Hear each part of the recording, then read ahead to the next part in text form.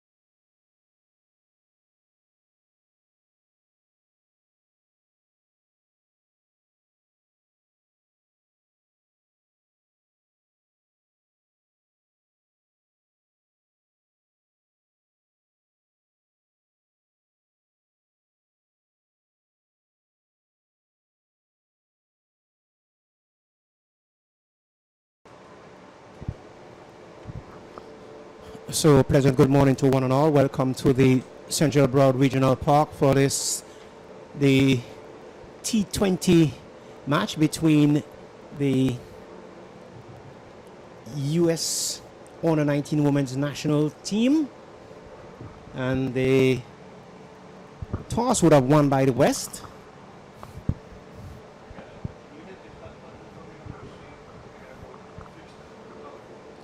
So it's Prasad. It is 2 without loss. So you have out in the middle.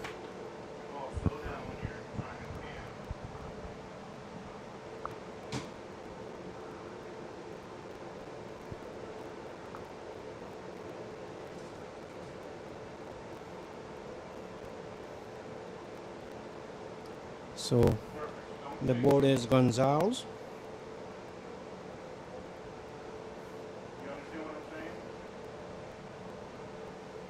And it's 2 without loss. We're into the first over. Of course, it is the U.S. Under 19 Women's National being played here at the Central Broward Park in the city of Lauderhill, just outside Fort Lauderdale. So Prasad is on 4 from some 5 deliveries. And we're just into the first over, being bowled by Gonzalez from the commentary box end. She, of course, is wearing the number 8 jersey. And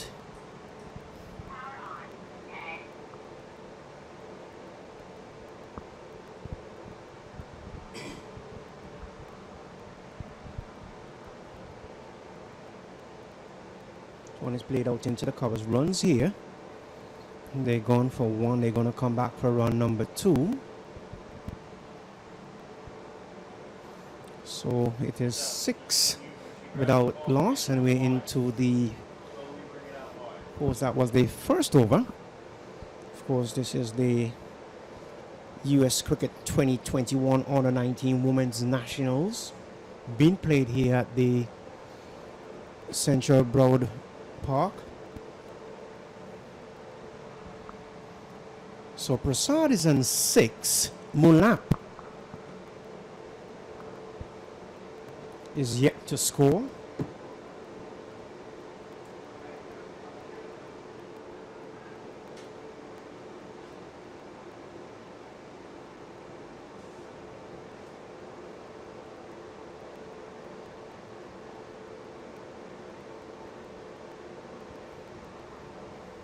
too tight on the pitch.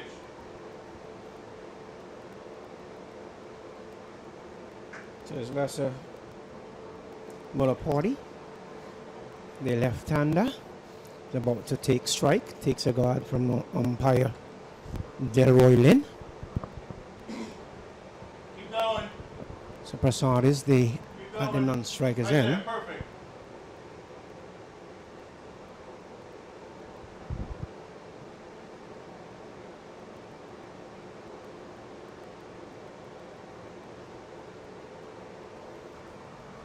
And I'll give it the name of the bowler in just a second.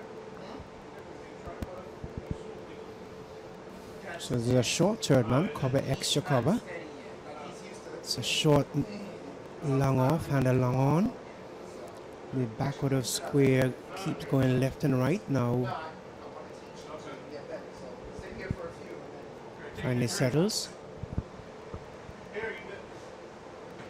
So delivery wide outside the line of the off stump. It is signal and call wild by umpire Delroy Lynn. So that takes the tally now to 7 without loss. And Kazi is the bowler in operation from the northern end.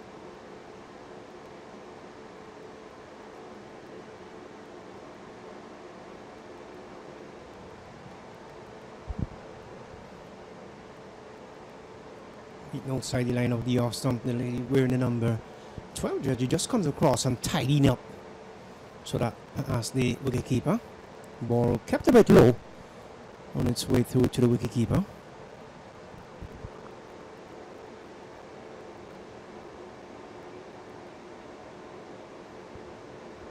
Afia Kazi in operation from the northern end. Right arm over wicket to ball to Madapali. Madapali gets a delivery outside the line of the off stump. There's a little bit of a half stifle appeal from the mid wicket position, but not outside the umpire.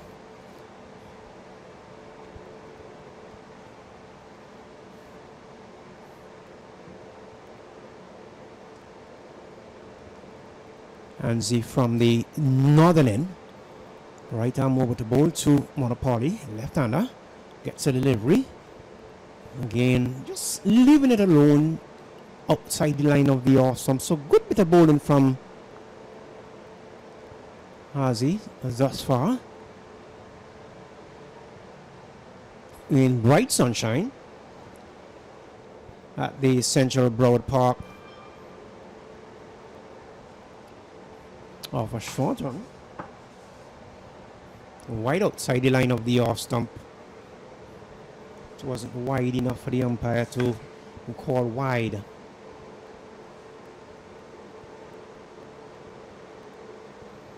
So it is 7 without loss, and we're into over number 2, being bowled by Afia Kazi from the northern end.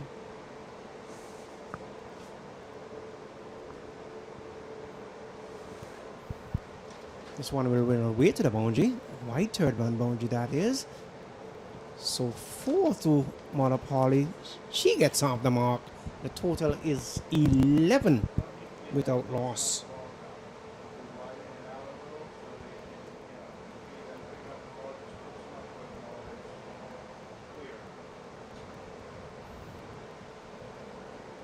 So that was a nice looking shot. Just opening the face of the bat and guiding it away down to wide third man. Gets a 4.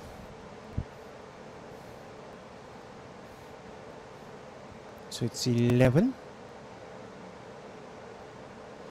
without loss.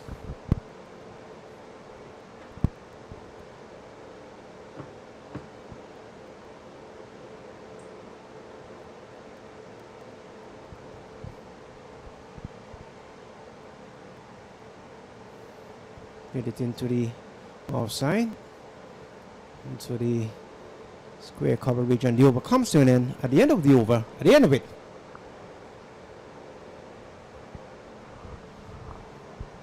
It is 11 without loss.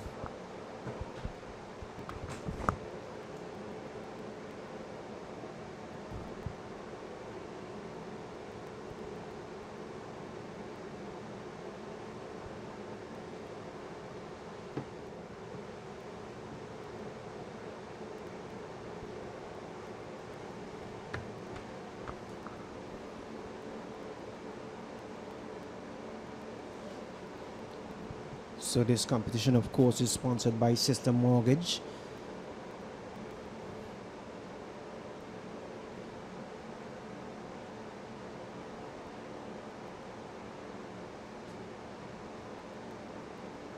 Gonzalez will continue. She'll be bowled into Prasad. Just making some adjustment to the right boot. Settles. All is well. Here's Gonzalez, right arm over, begins moving from the southern end, past the umpire now, bowls to Prasad. Prasad gets a delivery, slapped it out over cover. They gone for 1. They thought about coming back for a second, and they won't get it quite easily too. As the return comes in at the non-striker's end, 1 bounce to the bowler. So 2 more to Prasad, 2 more to the total. They take the total now to some 13 without loss, and we're into the 3rd over. Been bowled by Gonzalez from the southern end.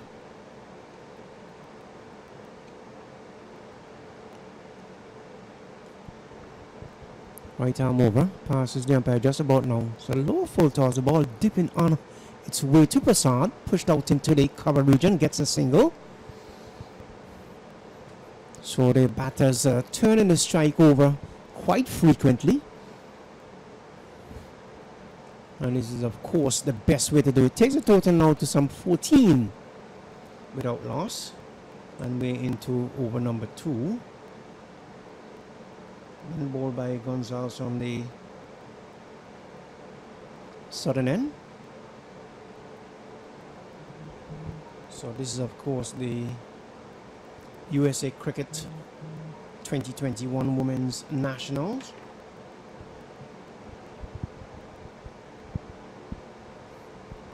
Here's Gonzalez on the way now to bowl to Malapalli. Malapalli gets a Yorker length delivery. Had to go down on it. Good delivery. Ball just swinging away or swinging into the left-hander.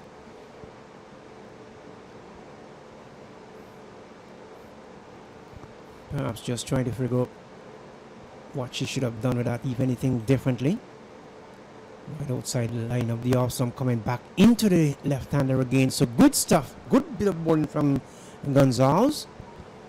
Continues to mesmerize Malapalli.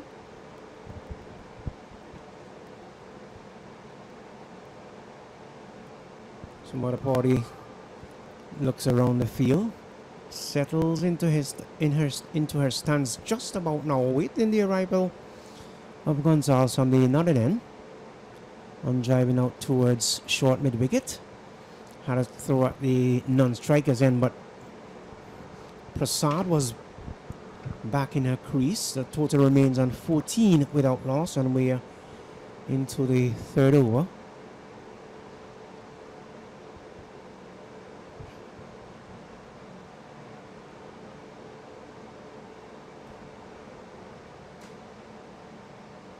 Let's see whether or not made contact with the bat or the pad. Come back for run number 2. The signal comes in now from the umpire. It's 2 leg bys that take the total now to some 16. 16 without loss. The end of over number 3. And at the end of it, the Eastern batting, well, the Western Conference batting, they are 16 without loss. That's the latest score here from the Central Broward Park.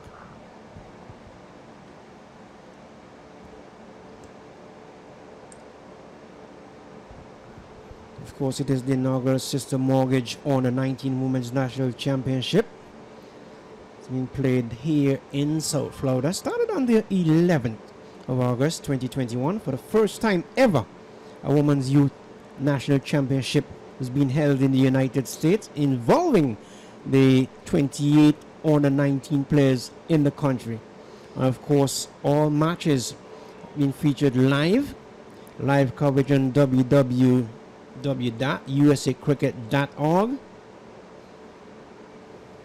and also on USA Cricket YouTube channel with commentary, of course. And let me remind you, of course, this is a Mortgage inaugural Women Under 19s Championship.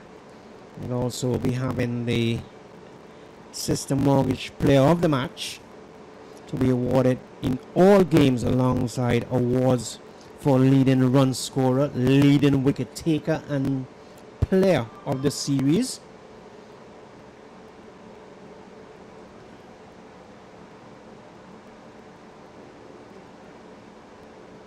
As he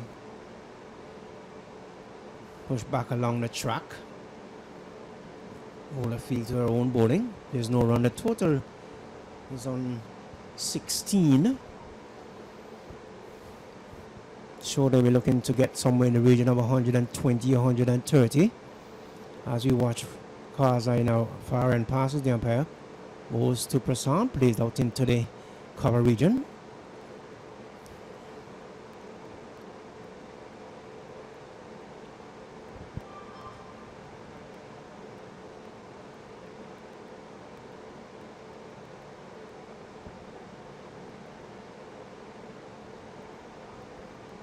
So it is bright sunshine here at the Central Broward Park.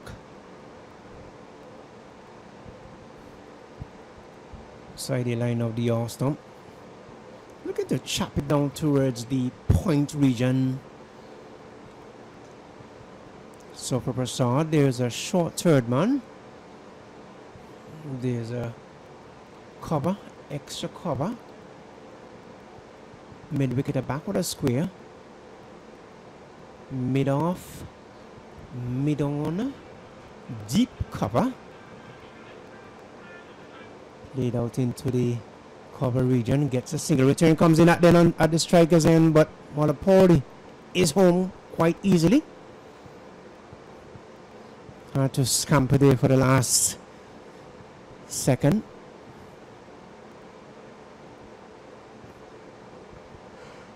So he's 17 without loss. And we into the fourth over. So some adjustment to the field.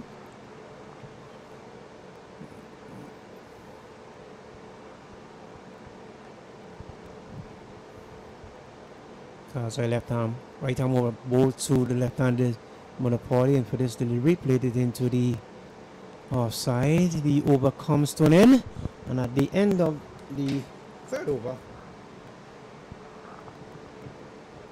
it is the West 17 without loss.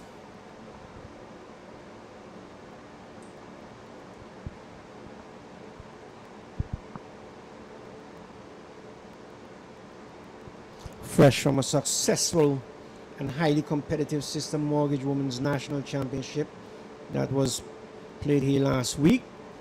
Now, of course, the focus turns to the younger generation with the first ever Sistar Mortgage Women Under 19 National Championship. The historic tournament started on Wednesday here at the Broward County Stadium in the city of Lauderhill. And of course, they will be showcasing the best young female talent from across the country. Players age from 13 and 19 years of age. They have been selected for the Eastern, Central, and Western conferences from the USA Cricket Intra-Regional and Regionals games held throughout the summer. This one is played into the offside. Gets a single. Is Prasad. Takes the total now to some 18 without loss. Of course, the Western Conference won the toss and elected to bat. Now we'll see whether or not this move paid off.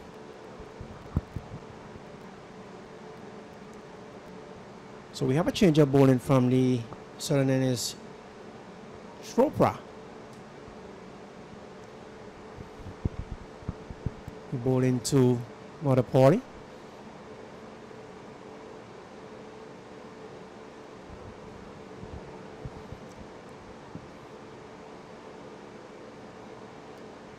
Snapped it out towards the cover region, just to the left of the square leg umpire. They gets a single, brings Prasad back into strike. So as I said earlier on, they're turning the strike over well. It is 19 without loss. And I must say kudos to my technician Mark Anthony. Scoreboard is on fire today. So delivery pitched outside line of the off stump.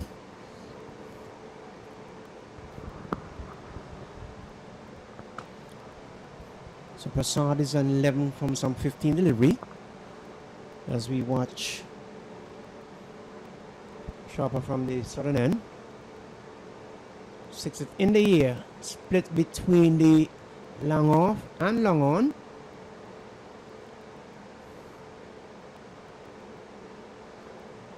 So gets a single. 20. That takes Prasad now to some 12 from some 16 deliveries. Malapalli is on 5 from some 12 delivery according to my scorer.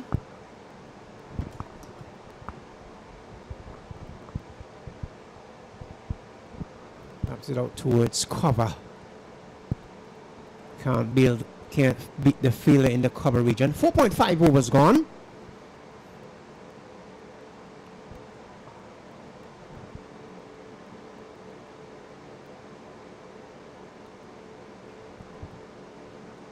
We're looking to sweep it down towards the fine leg region. Let's see whether or not it made contact with the bat coming back for the second. It's wide. Signal uncalled by the umpire.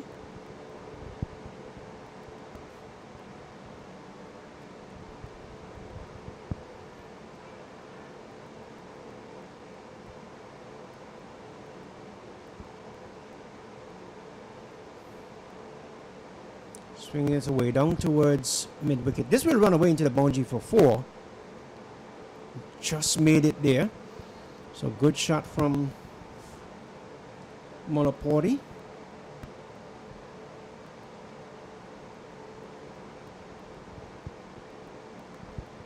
So it's 27. 27 without loss as the over comes to an end. The end of over number 5. That's the latest score here from the Central Broward Park.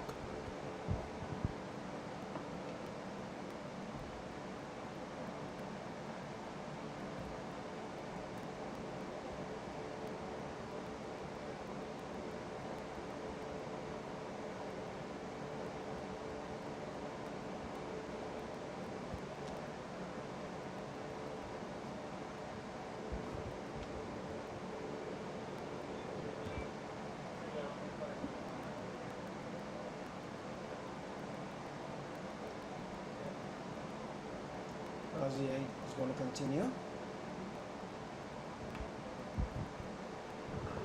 Should be bowling to Prasad. It's 27 without loss, and we're live from the Central Broward Park here in the city of Lauderhill. Of course, it is the Sisters Mortgage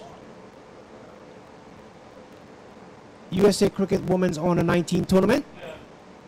Looking to swing this out towards the long on mid wicket region. Did he make contact? Ball kept a little bit lower than she might have expected or anticipated. Total remains on 27 without loss. Now we see some adjustment being made to the outfield as we watch Afia Kazai from the far end. Passes the umpire just about now. Ball to Prasad. Patar gets a little bit, slapped it out in towards cover. Knocked down there by the fielder wearing the number 5 jersey. And they can get no run. Total remains on 27 without loss. And we're into the 6th over win. Ball by Kazi from the northern end. Passing umpire now. Ball to Prasad, and he's picked that, swing that away down towards the boundary, into the boundary board for 4. So good looking shot from Prasad out towards deep mid wicket. There was absolutely no protection out there. She realizes that and swings it away, and it went into the boundary board for 4. So the total now 31 without loss. Prasad goes up to some 16 from some 19 deliveries. Monopoli is on 9. Total 31 without loss. Out towards mid-on, gets a single. The return comes in at the non-striker's end, but cannot beat the ever-present Prasad going towards the danger end. One more to her total. One more. She goes up to 17. It's 32. It is without loss. Of course, the Western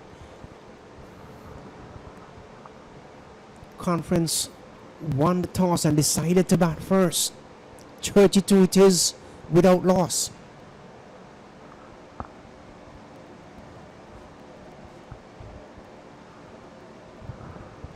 So there's some field changing and field adjustment for the left-hander Monopoli.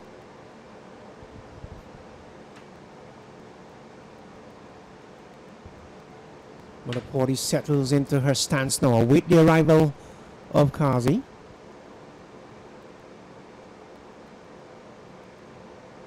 Full toss in the air. Someone is getting on with short mid wicket. Is it? Oh, and drops it. She made a meal of it. Looks to me like a very simple catch, but in the end, spilled it. It remains at 33 without loss, and let's see whether or not this is going to come back to haunt the East. The ball was in the air for a very long time, and they actually cross for a single. Push it into the mid-off region. The over comes to an end. At the end of the over, it is 34.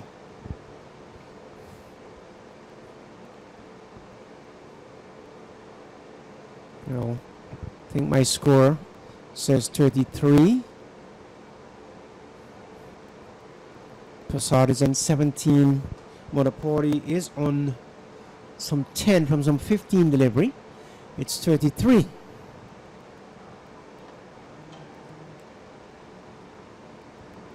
Without loss.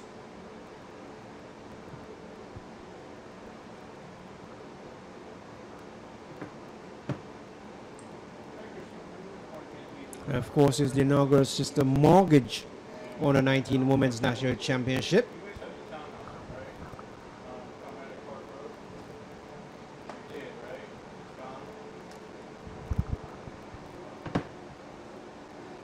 Chopper to continue. She'll be bowled into Modapori. Right arm over the wicket. Maybe outside the line of the off stump. Trying to keep it nice and tight. These two, Modapori and Prasad, of course, turning the strike over tremendously. They're batting extremely well so far.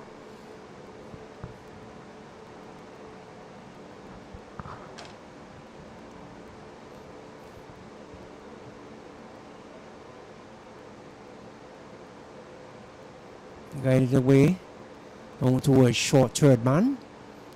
So have to make some adjustment to the right, preventing the batters from getting a single. The total remains on 33 without loss. Ball cutting back into Modapori, coming forward and then going back and giving herself some room to play that delivery into the offside. Skies it in the air. Is it dropped by the fielder wearing number 6 jersey? The turn came in, breaks the stumps. So appeal coming in, but there's absolutely no way, said the umpire. Just doing the repairs on the wicket, on the track, on the stumps.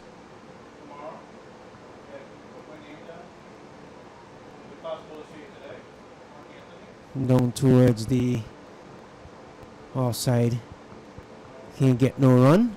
35 it is for the loss of throw. We've just seen the completion of over number 7.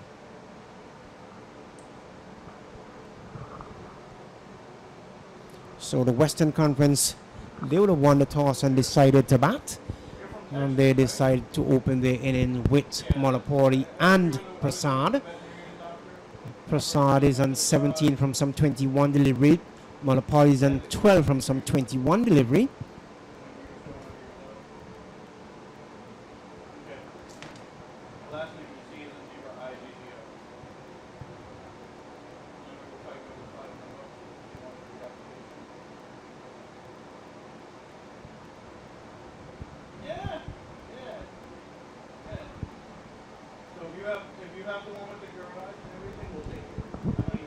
So we're going to have a bowling change from the northern end. It's going to be Nishka Kumar, who is going to pick up the attack from the northern end. And of course, she'll be bowled into Modapori. Modapori, the left-hander. He bowled into Prasad, the right-hander. Have a final look around the field. Walks away. Rehearsing some shots.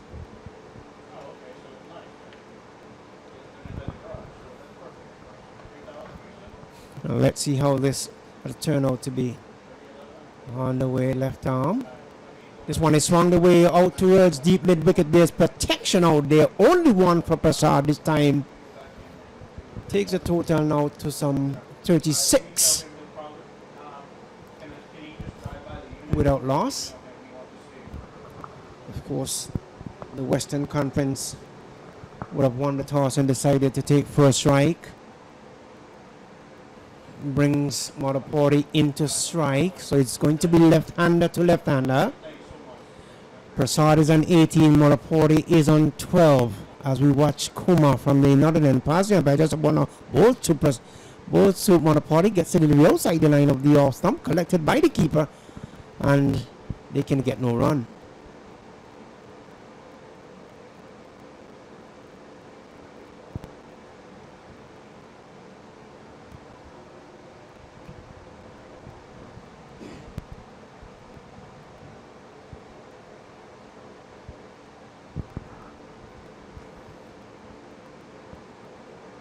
Just chops it down towards where point would have been.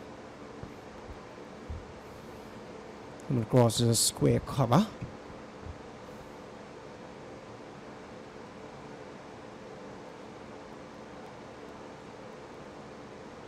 So the total remains on some 36.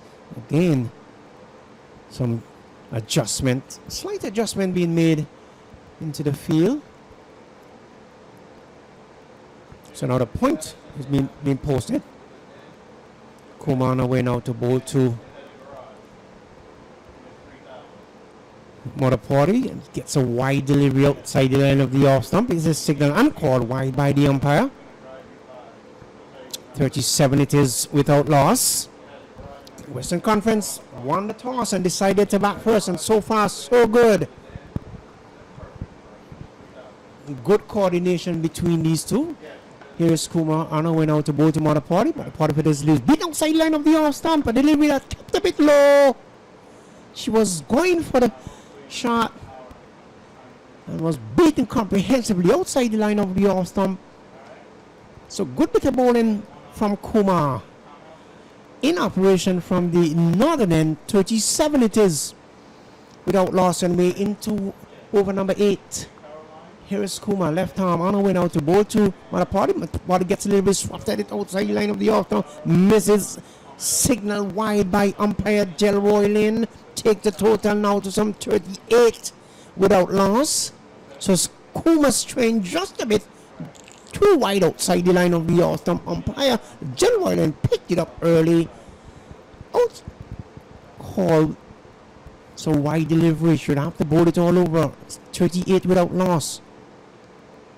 Tapped it into cover and in and out of the hand of the fielder at cover. Bad miss there. And there goes another chance. So another chance went to begging. So they would have dropped Madapuri twice. Takes a total now to some 39 without loss. Prasad is on 18, Madapuri is on 13, the unlucky 13. As we watch Prasad settles into his stance, awaiting the arrival of Kumar from the northern end. It is 39 without loss, 7.5 overs gone. As Kumar begins to move in past the umpire, now bows to Prasad. Prasad gets a little bit played into the offside. They can't get no run. The over comes to an end. And at the end of the 8th over, the Western Conference winning the toss and decided to bat first. They are 39 without loss. Prasad is on 18. Madapuri is on 13. That's the latest here from the Central Broward Park.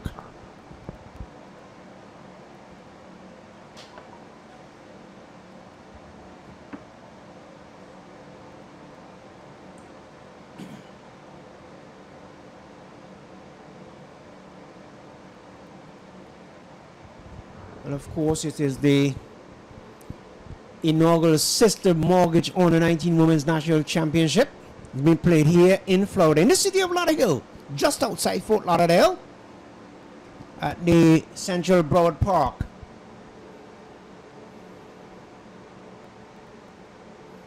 We're going to have a change of bowling from the northern end. is going to be Vandentam, who's going to pick up the attack. Here's the bowler from the southern end. Pass the umpire bowls to Malapalli. Malapalli gets the delivery straight in upon her, pushed out into the offside. Can get no run. The total remains on 39 without loss. The non-striker is Prasad, wearing the number 10 jersey.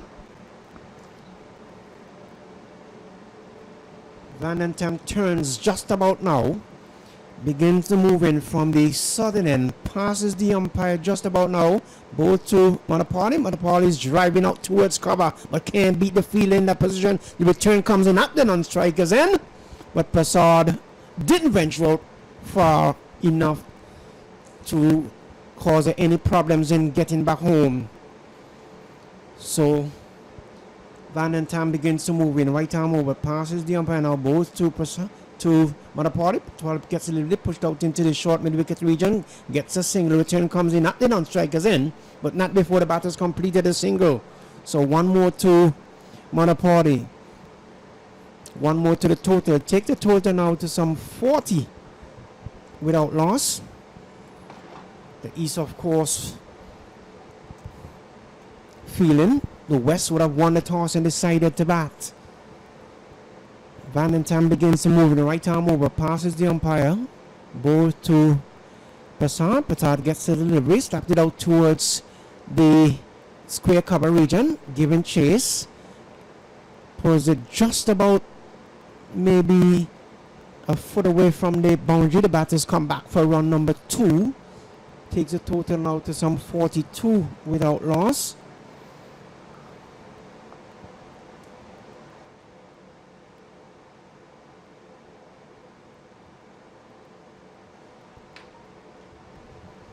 Prasad is on 20. Morapati is on 14.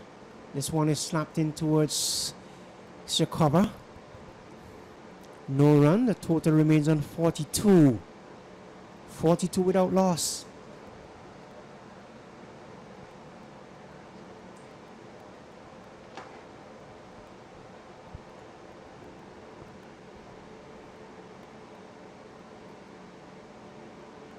Slow delivery outside the line of the off stump. The end of the over. And at the end of it, after winning the toss and decided to bat first, the Western Conference, they are 42, correction, without loss.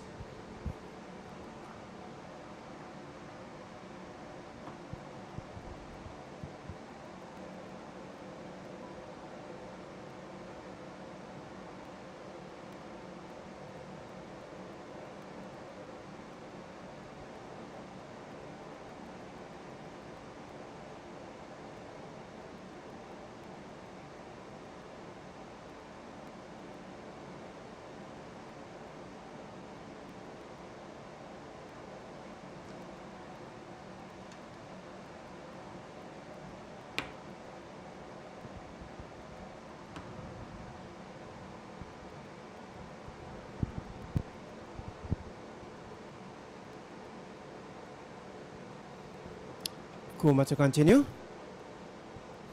Morapati gets a delivery outside the line of the off stump. Had a very keen look at it and decided not to play it. Goes through to the wicketkeeper. So Kuma in her second over from the northern end. So there's a short third man. There's a cover, extra cover. A point. Mid-wicket, backward of square. Outside the line of the off stump. It's beaten. Total remains on 42 without loss.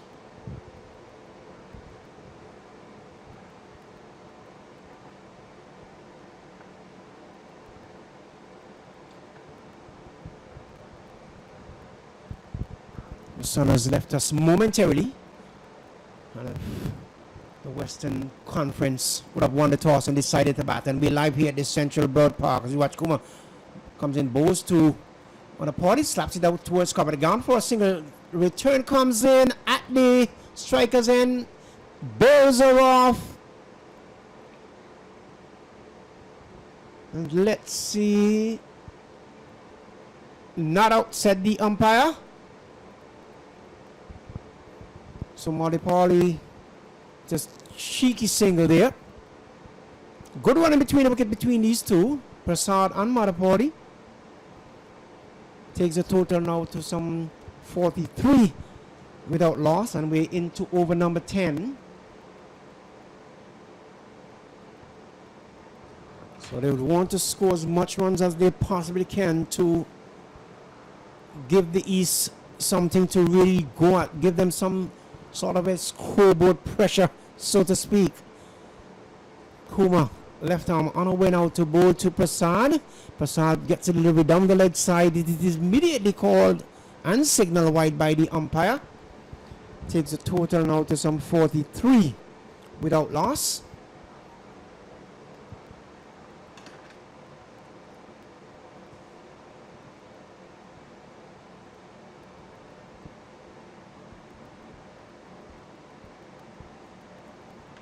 So Prasad settles. Just pull out of a stance and wait the final setting of the field.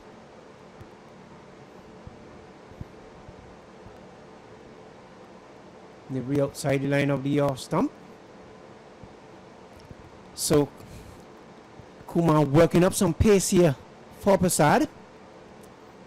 So Prasad now is a short third man. There's a point, cover, extra cover, mid off and mid on, a deep mid wicket. Here's Kumar to bowl to Prasad. Prasad looking to turn it into the fine leg region. No contact made. It's a wide delivery signal uncalled by the umpire. So one more to the extra. Takes the total now to some 45 without loss.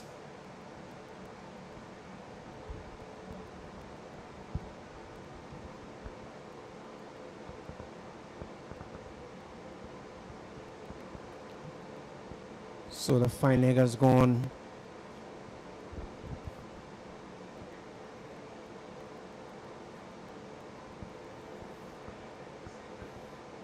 Not out, said the umpire. We're looking to swing it down towards mid wicket. So both Prasad and Maripali is going to have a discussion between them. Who knows what it's going to be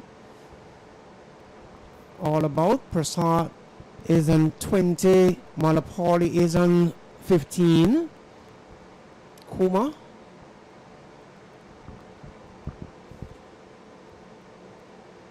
And again, it's a wide delivery, and again, it is signaled and called wide by the umpire. Takes a total now to some 46 without loss.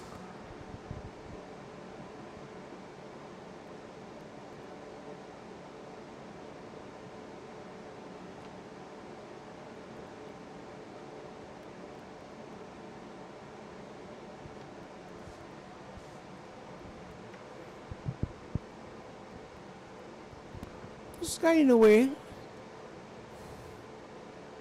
Behind the wicket, the over comes to an end.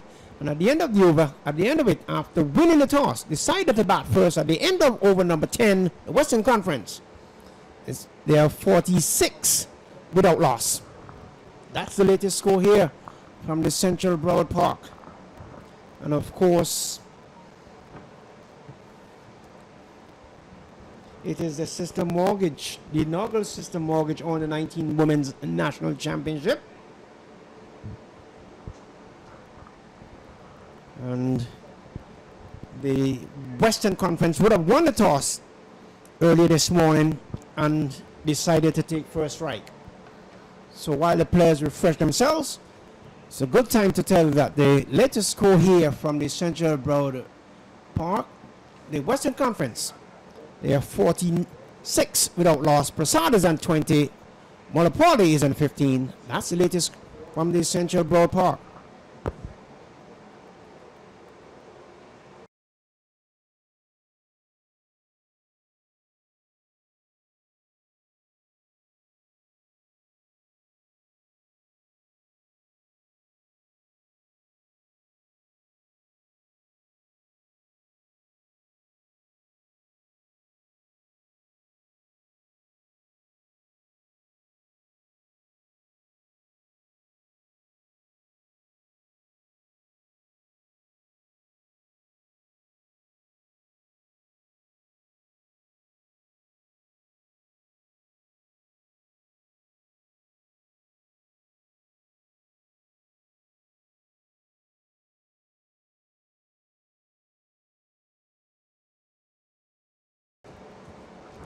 So Vandenham to continue. On her way now to bowl to Monopoli. Monopoli gets a delivery outside the line of the off stump. Just shorted arms just a little bit. Looking at it very carefully. Don't want to give the bowlers or the fielder anything to really celebrate. Begins to move in turns at the top of a bowling mark. Right arm over, past the umpire just about now. Bowl to Monopoli. Slaps it down towards covers. Runs here. At least going to be a couple. They're going for one. They're coming back for run number 2 as the return comes in at the non-strikers end, but not before the batters completed 2. So 2 more to Monopoli, 2 more to the total.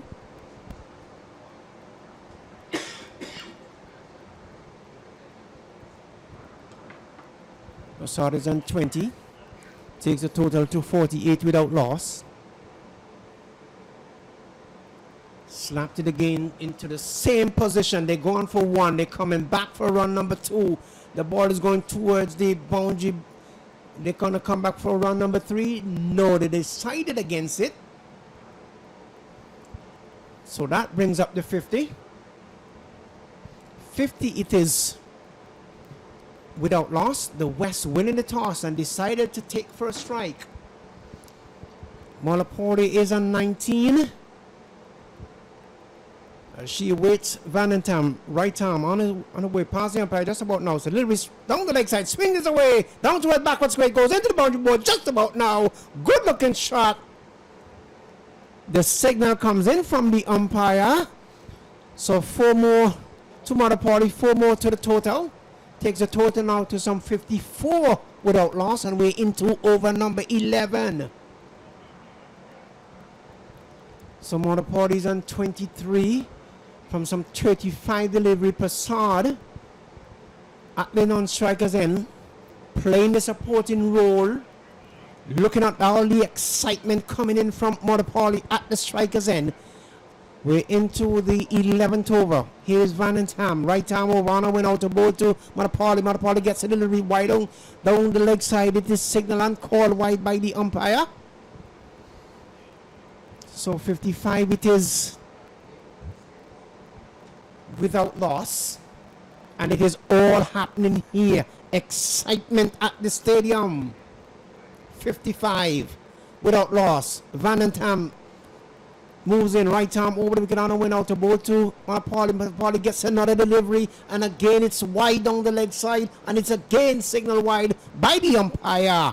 So she's trained for the last couple of deliveries. Takes a total now to some 56. Prasad is on 20 from some 29 deliveries. Monopoli is on 23 from some 35. Changes now. Down towards short mid-wicket. Can't score. 56 it is without loss. And the sun has left us here.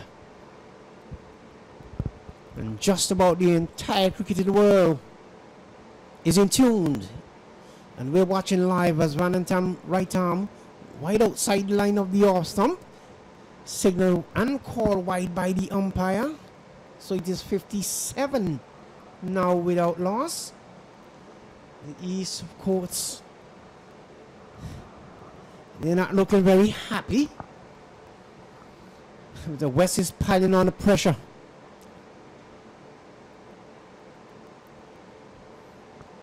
Beaten outside the line of the Autumn, had a mighty slap at it. The over comes to an end, and at the end of the 11th over, after winning the toss and decided to bat first, the Western Conference, they are 57 without loss.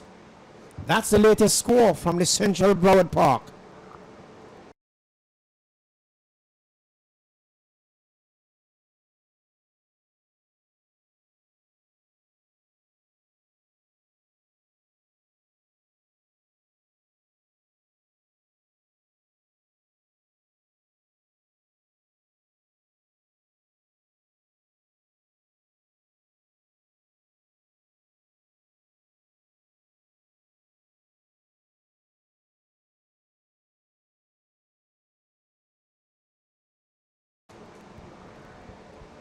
So we're going to see a change of bowling.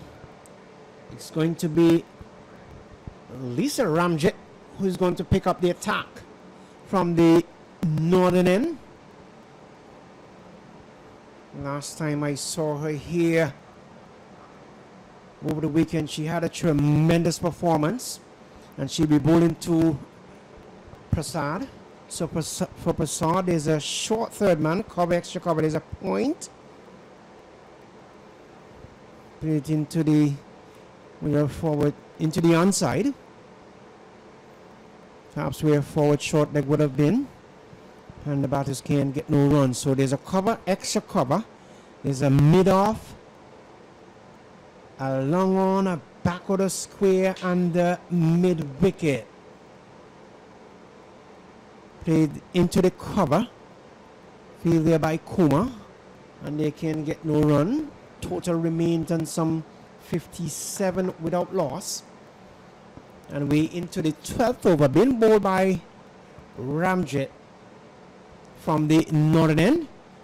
Right arm over to Prasad. Delivery wide outside line of the off stump. Signal and called wide by the umpire. Takes the total now to some 58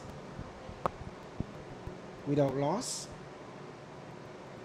So the current run rate is 5.12. Prasad is on 20 from some. I'll give you that in a second. He swung away down toward back with a square. 4 runs. A loose delivery, and it got the treatment it deserved. So one would call that a loosener from Ramjet straight down the leg side, and it got the treatment it deserved. 62 it is. Just have to wait on my scorer.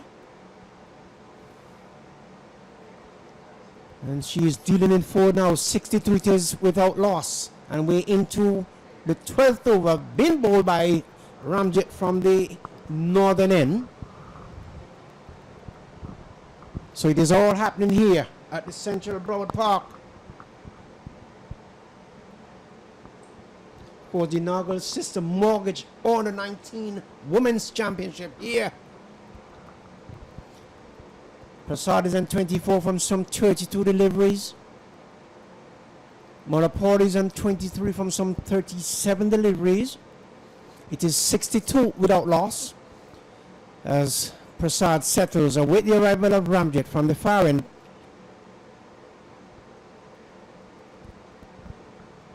And she's bowled. Comprehensively beaten and bowled. So success for Ramjet. Redemption for the young lady. First wicket to go. Prasad bowled by Ramjet for 24. So Ramjet has come in and partnership has been broken. So the latest score here at the Central Broward Park, the Western Conference winning the toss and decided to bat first. They are 62 for the loss of 1.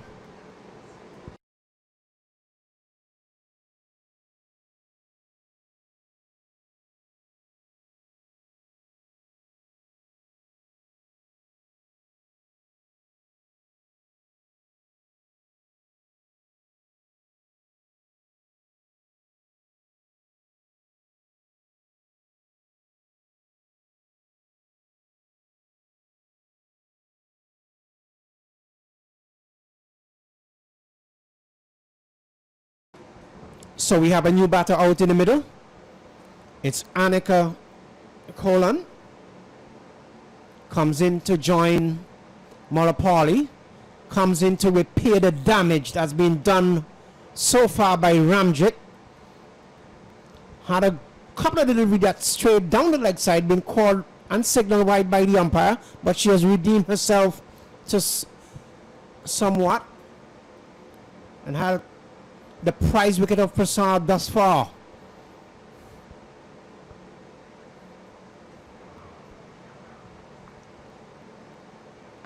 So here is Ramjet from the far end on a win out to bowl to Kolan. And calling for this delivery, pushing it into the onside. Short mid on comes across and field, and they can get no run. The total remains on some 62 for a loss of 1 wicket. The West winning the toss and decided to bat first.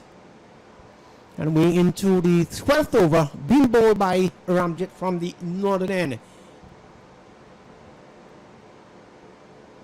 Wide outside the line of the off stump, signaled and called wide by the umpire.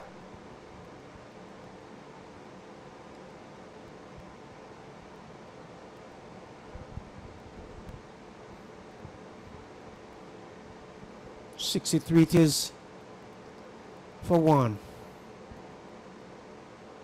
Beaten outside the line of the off stump, the over comes to an end, and at the end of the over, at the end of it, after winning the toss and decided to bat first, the Western Conference, they are 63 for the loss of 1. Captain Cole is yet to score.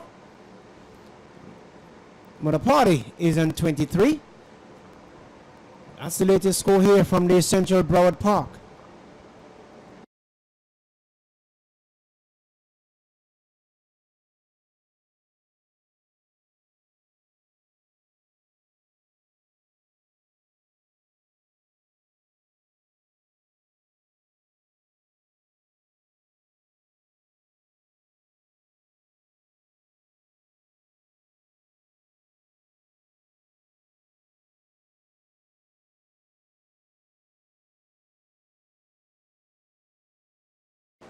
So we're going to have a change of bowling from the southern end. It's going to be the young lady wearing the number 5 jersey, Guru Morthy. Right arm on her way now to bowl to Monopody. Monopody for this delivery. Hit it outside the line of the off stump. So good first ball from Guru Morthy, moving very business-like. Colin yet to score. She's at the non-strikers and 63 for 1. In and out of the hand at the fielder there at the point region. Return came in at the striker's end. Break the stump, but not outside the umpire. So 1 more to Monopoly, 1 more to the total. Takes the total now to some 64 for the loss of 1.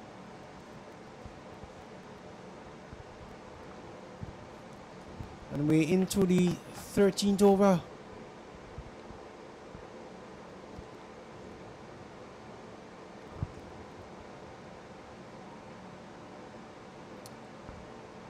Colon is on strike.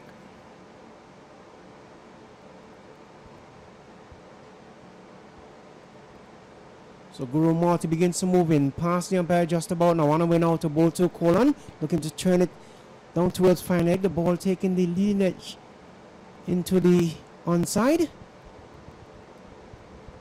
and they can't get no run.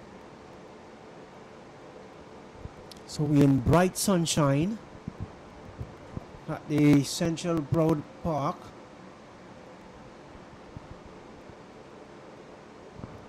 Down the leg side, beats the keeper. They're gone for 1. They're gonna come back for 2.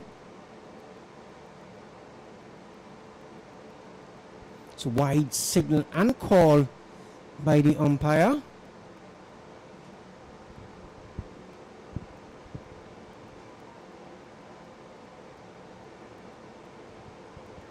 So 67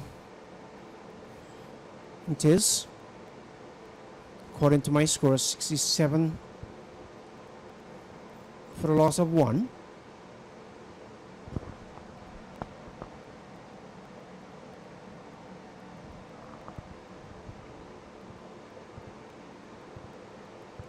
Played out into extra cover. They're gone for 1. Beat the fielder there who was coming in.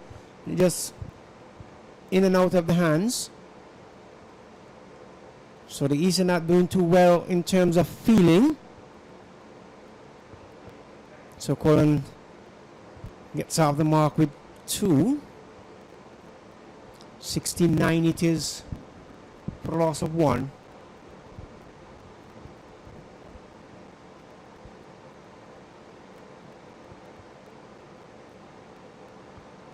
Into the offside, gets no run.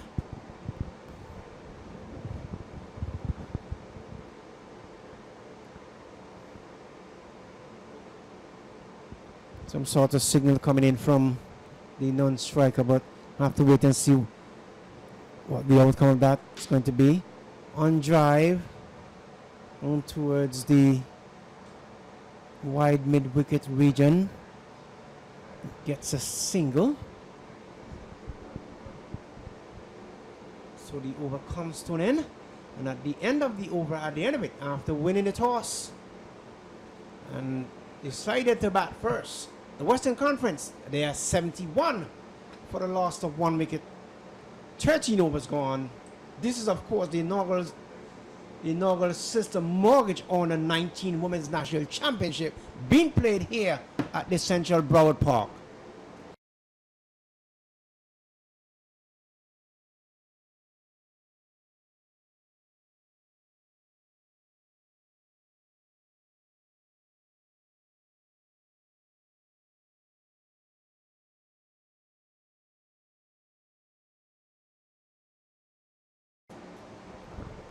So Ramji to continue.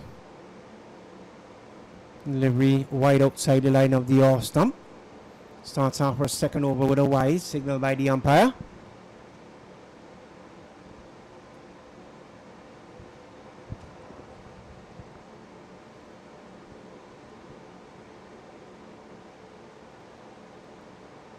So another wide delivery, and again it is signaled and called wide by the umpire. Umpire Ivy Mohabir is standing in at square leg. Former USA national player.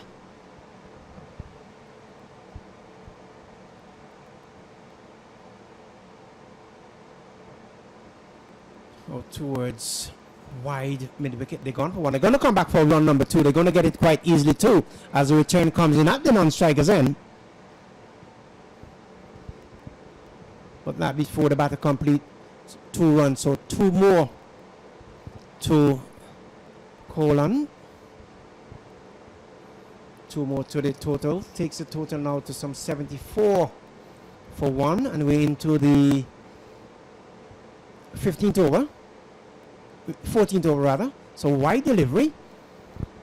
So Ramjet is having her shares of problems in terms of bowling wide outside the line of the off stump. We have seen some 3 wides thus far from her in this over. Let's see what will happen with this delivery. It's another wide, so her problem continues. Her problem's mounting. 75 it is for a loss of 1. The Western Conference would have won the toss and decided to bat first, and the pressure is on, and Ramjet now is remarking her mark, realizing that the extras are piling up, realizing that runs are being put on the board, and she'll have to come better than that. She'll have to lead by example. As we watch her in operation from the far end, passes the umpire, goes to Colon. Colon gets a little ready, slaps it down towards cover. They're gone for a single. They'll get it quite easily too as the return comes in, but cannot prevent the batters from getting a single. 1 more to Colon, 1 more to the total. 77 it is for a loss of 1.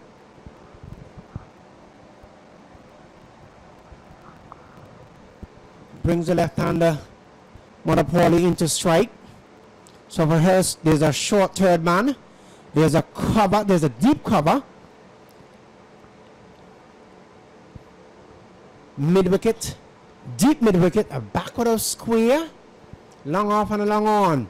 Outside the line of the off stump. Slap down towards cover. They're gone for 1. They're going to come back for run number 2. No, they decided against it. The return comes in at the non-striker's end. So Ramjet is down there. She picks up. Can't prevent the batters from getting a single. Colin is on 6. Mother Poison 25 and some 40 deliveries. Push it out into the offside. No run, 78 for 1. And we're into the 14th over. 13.4 overs completed.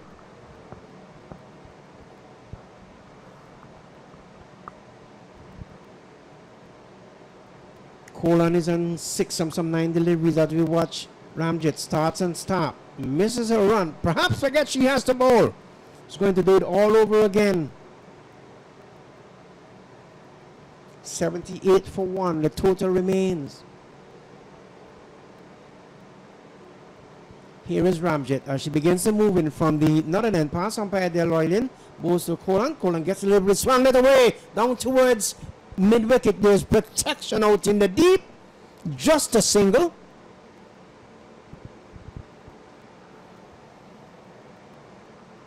Consider herself extremely lucky there.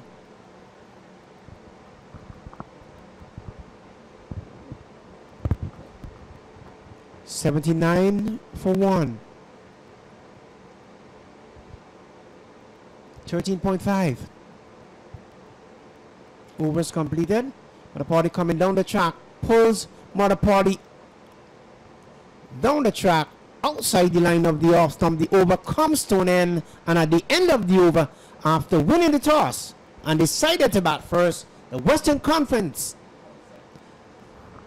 they are 79 for the loss of 1.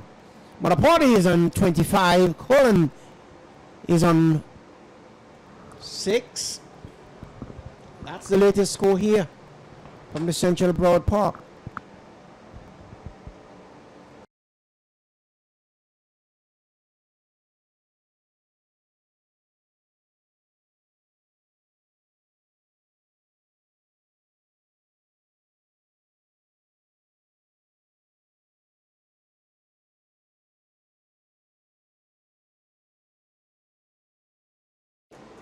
We're marching to continue.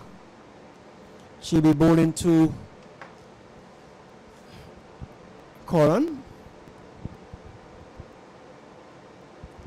Hit it into the offside. They take off for a quick single. Takes the total to 80. 8-0 for 1. Colin is on 8. Mother Party is on 25.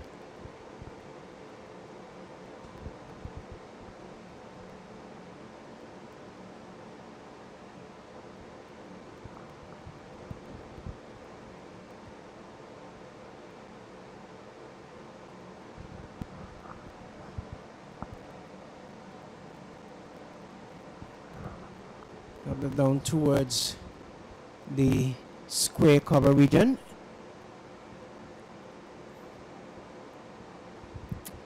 Come back for run number 2, so 2 more to the total. 2 more to Mother Party. That takes a run now to some 27, and it takes the overall total to some 82 for the loss of 1. Guru Marty right arm on a win out to bowl to Mother Party. Mother Party gets a delivery outside the line of the off stump. And just had a keen look at it. Didn't want to flex a muscle. Didn't want to give an opportunity to short third man or the point region. Here's Guru Marty now. Snap it into the down towards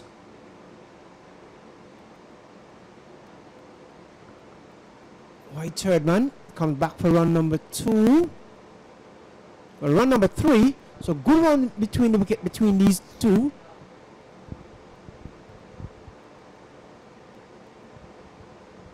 So I think that takes her up now to some 30 from some 44 deliveries. Colin is on 8 from some 11 deliveries. 85 for the loss of 1. And we're into the 15th over.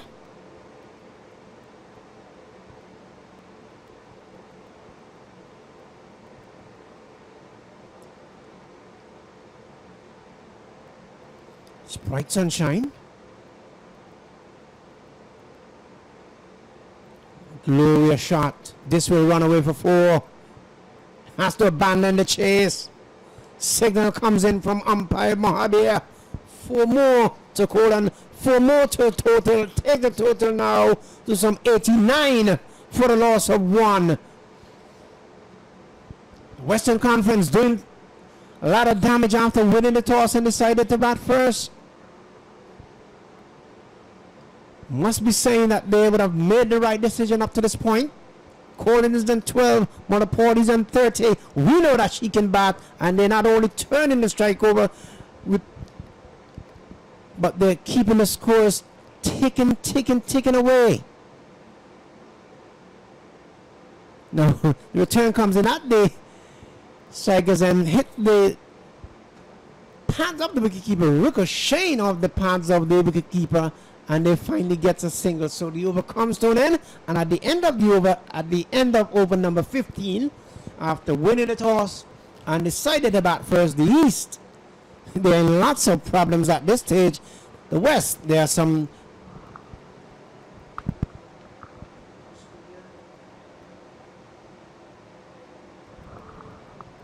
.90 for a loss of 1. That's the latest score here from the Central Broward Park.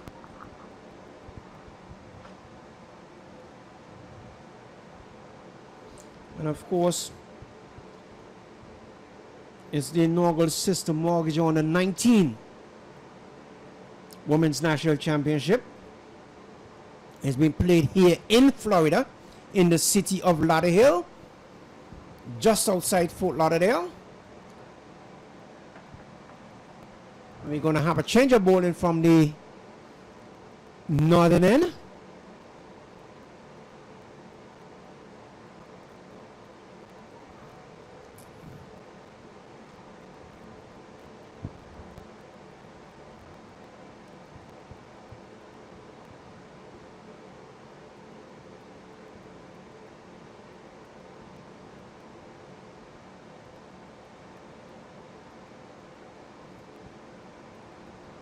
We'll let you know who's the bowler in just a second.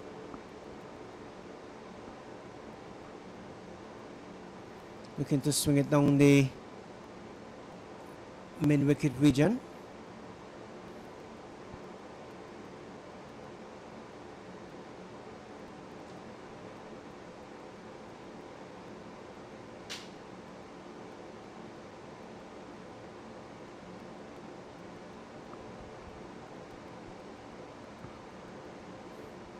Back past the bowler. They're gone for 1. Being sent back by the captain.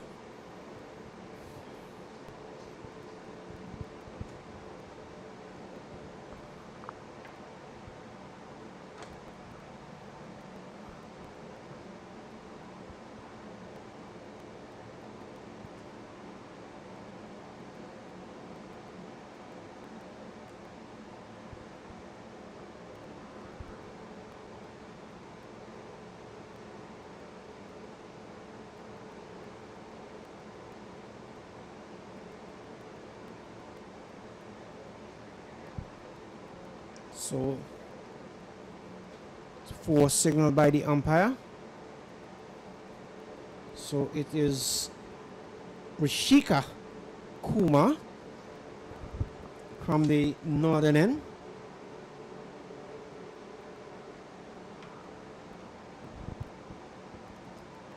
Not to be confused by Nishka Kumar. It's another Kumar. 96 it is for the loss of 1. Stop the way in towards cover. There is protection out in the deep. So 1 more to the total. Takes the total now to some 97. 97 for the loss of 1. Colin is on 14. Monopoli is on 35. She's been there from ball 1. So it's going to be Kuma bowling to the right-handed captain in Colin.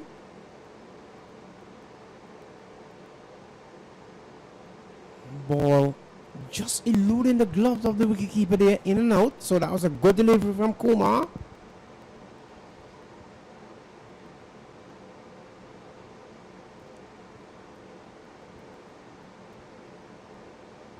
Current run rate, they're saying it is 6.13.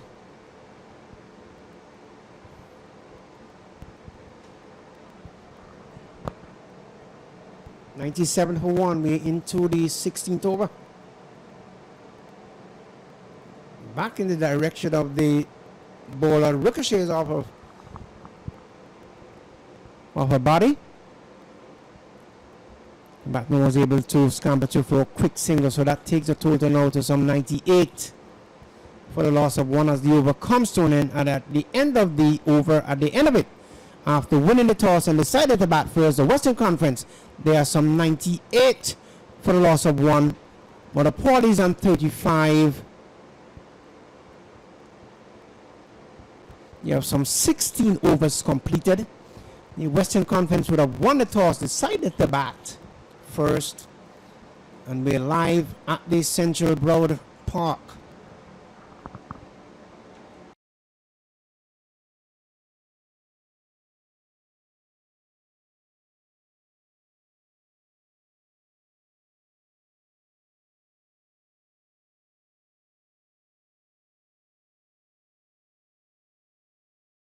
So Chopra to continue.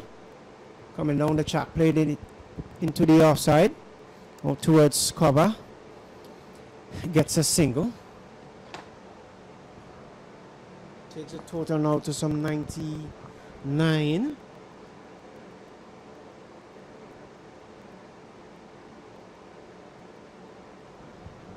So Kohler is on 16 from some 19 deliveries.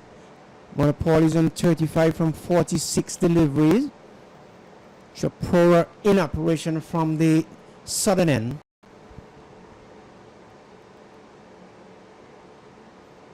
Over the top. But there's protection there.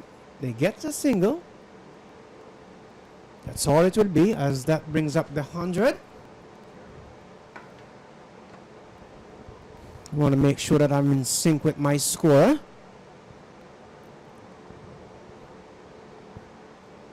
So Monopole is on 36. Colin is on 16. Back past the bowler. So it's 101 for a loss of 1. It seemed like an eternity ago we would have lost the wicket of Prasad, being bowled by Ramjet, who was in operation from the northern end. This one is swinging away down towards backward of square. This will run away into the boundary for 4. Mid wicket is coming around, but neither the backward of square or the fielder at the mid wicket position can stop it from going into the boundary. The signal comes in from umpire Ivy Mahabir.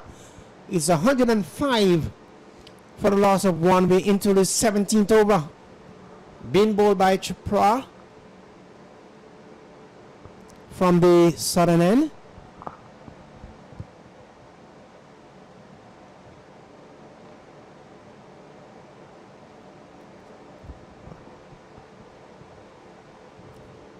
And she finally picks up the dangerous wicket of Monopole, caught into the short cover region.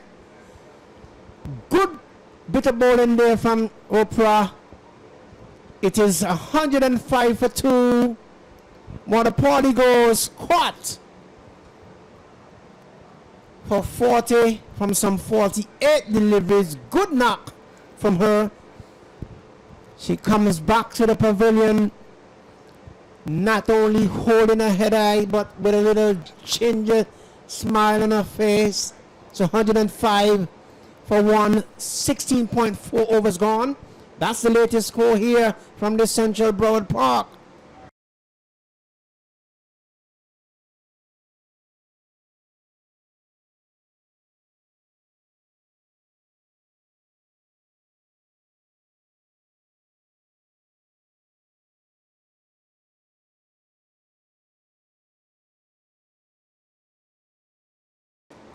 So the new batter is Pooja Shah, wearing the number 12 jersey, going out to replace Modapoli.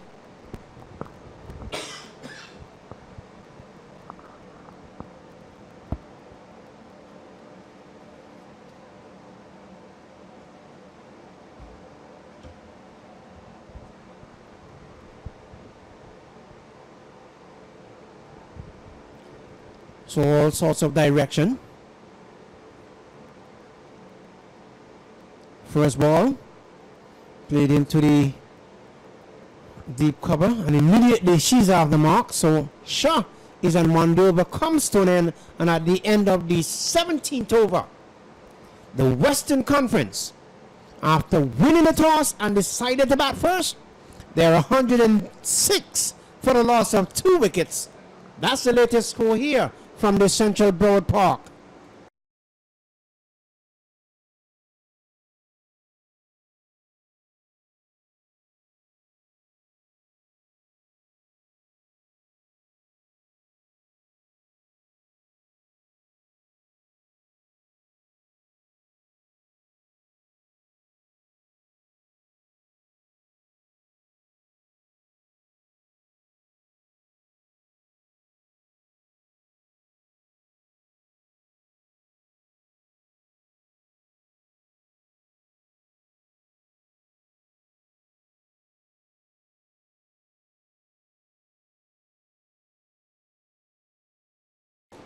Looks like Karzai comes back into the attack, and that first delivery from Karzai played into the offside, and the batter get 2 runs. So 2 more to the total. Takes the total now to 107 for the loss of some 2 wickets. Beaten outside the line of the off. Some good comeback delivery from Karzai.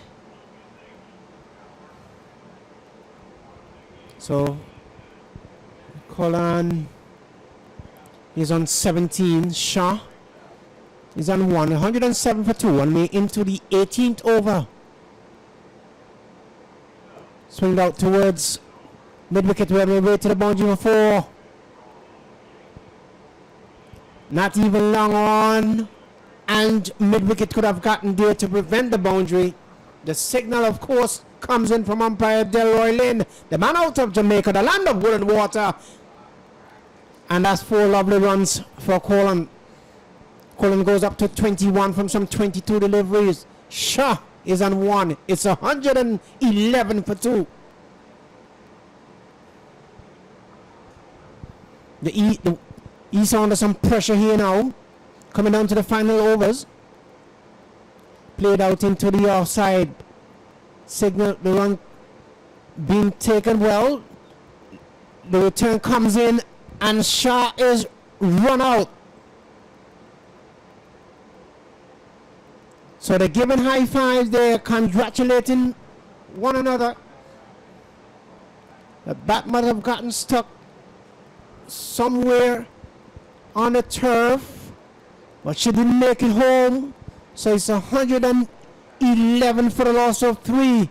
Looking to take a sharp single, an ill-advised sharp single, I might add. And in the end, she was going to the danger end and loses a wicket by the run-out route. So Shah goes run out for 1. It's 111 for the loss of 3. The Western Conference, after winning the toss, and decided to bat first.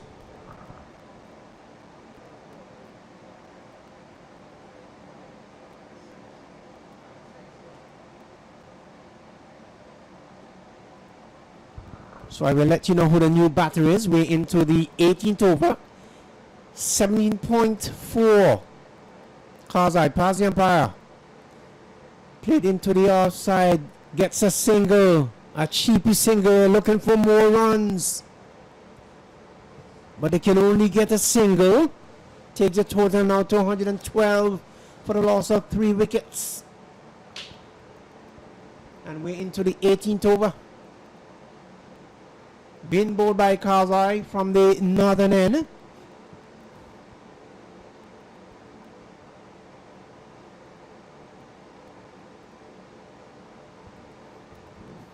Picks it up out towards long on. Gone for one. They're coming back for run number 2 as the return comes in at the non-strikers end. So 114 for the loss of 3.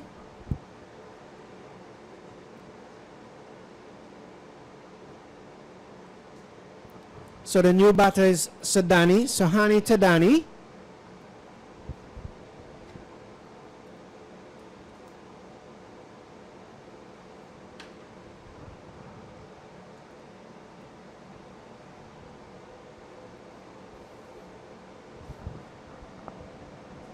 This is where lots of teams find themselves into problems. The Western Conference, of course, would have won the toss and elected to bat first. Roper to continue. This one is played out towards the mid-on region by Tadani. She gets another run.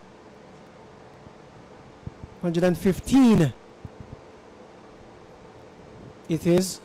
Colin, the captain, is on 23 from some 24 deliveries. So pretty much a runner ball for her. Chopra from the far end, from the southern end. This one is swinged away out towards wide mid wicket. They're going for one. They're coming back for run number 2 as the return comes in. Not a good return. Couple of bounces on its way to the bowler, but not before the batter's completed 2. So 2 more to Colin. She goes up to 25. Tadani is on 2. She's at the non-strikers end, watching the action and as it unfolds before her very eyes. There's a short third man cover, extra cover, mid wicket and back with a square. Push it back past the bowler. She knocks it down, but cannot prevent the batters from getting a single. So 1 more to Colin, 1 more to the totals, 118 for the loss of 3 wickets. 26 is the captain, Colin. Tadani is on strike. And we're into the 19th over.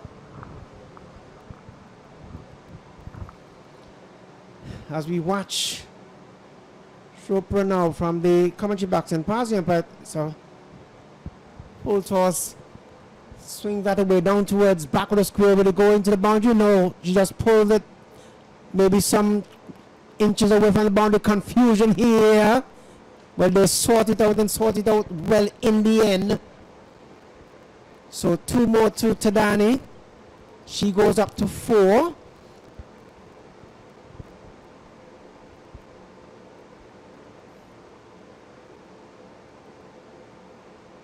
Push it back along the chip.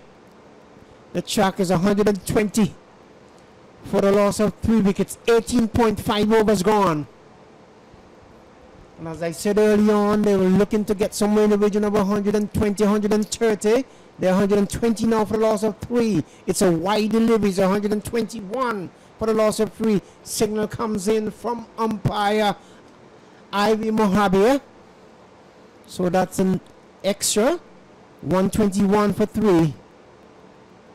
Good looking delivery pushed out into the onside. They can't get past the field in that position. Total remaining 121 for 3. The over comes to an end. And at the end of the 19th over, the Eastern Conference won the toss and elected to bat first. We are about to witness the final over, the 20th over of this T20. And it's going to be an interesting run chase.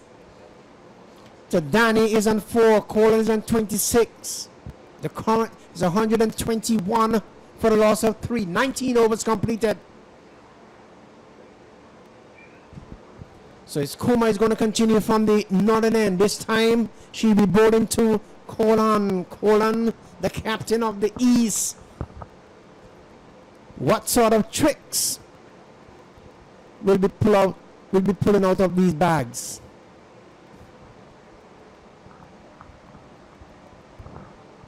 Kumana went out to Colin. Sapped the way into the offside. Take off for a quick single. They get it quite easily too. Brings Tadani into strike.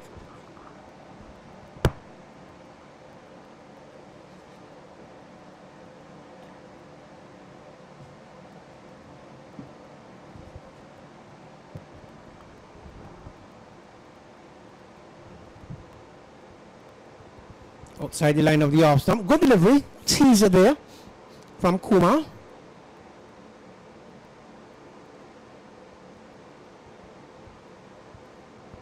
Colin remains on 100. Colin remains on 26, 122 for a loss of 3. Colin is on 27, correction.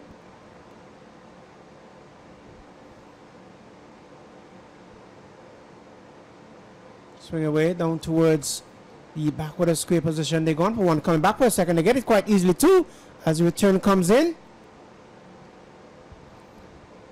So 2 more to Tadani. She goes on to 26. She goes on to 6. Colin is on 27. So 124 for the loss of 3 wickets.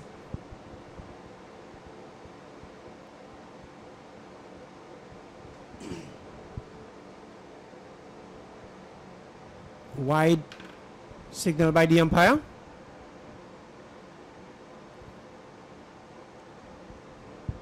Colin is on 27. Tadani is on 6. Had a little quick meeting between the track. 126. It is for 3. 19.3 overs gone. Some 3 legal deliveries left.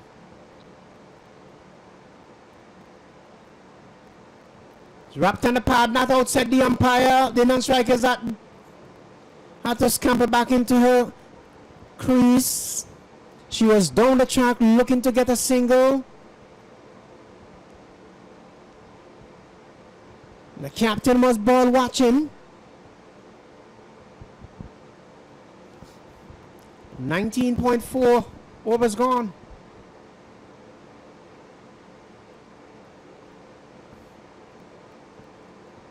Beat the field in the short mid-wicket position, gets a single.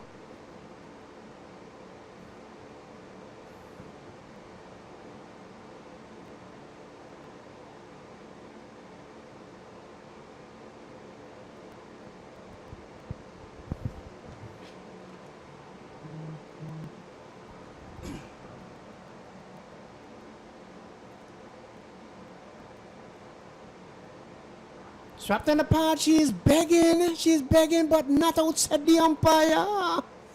Get a quick leg by.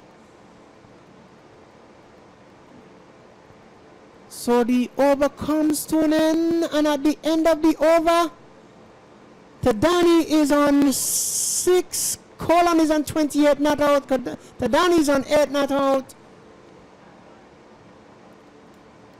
So after winning the toss and decided to bat first, the Western Conference, 128 for a loss of 3 after 20 overs, which means the East will have to score 129 for victory. And the run chase will be on in a few minutes.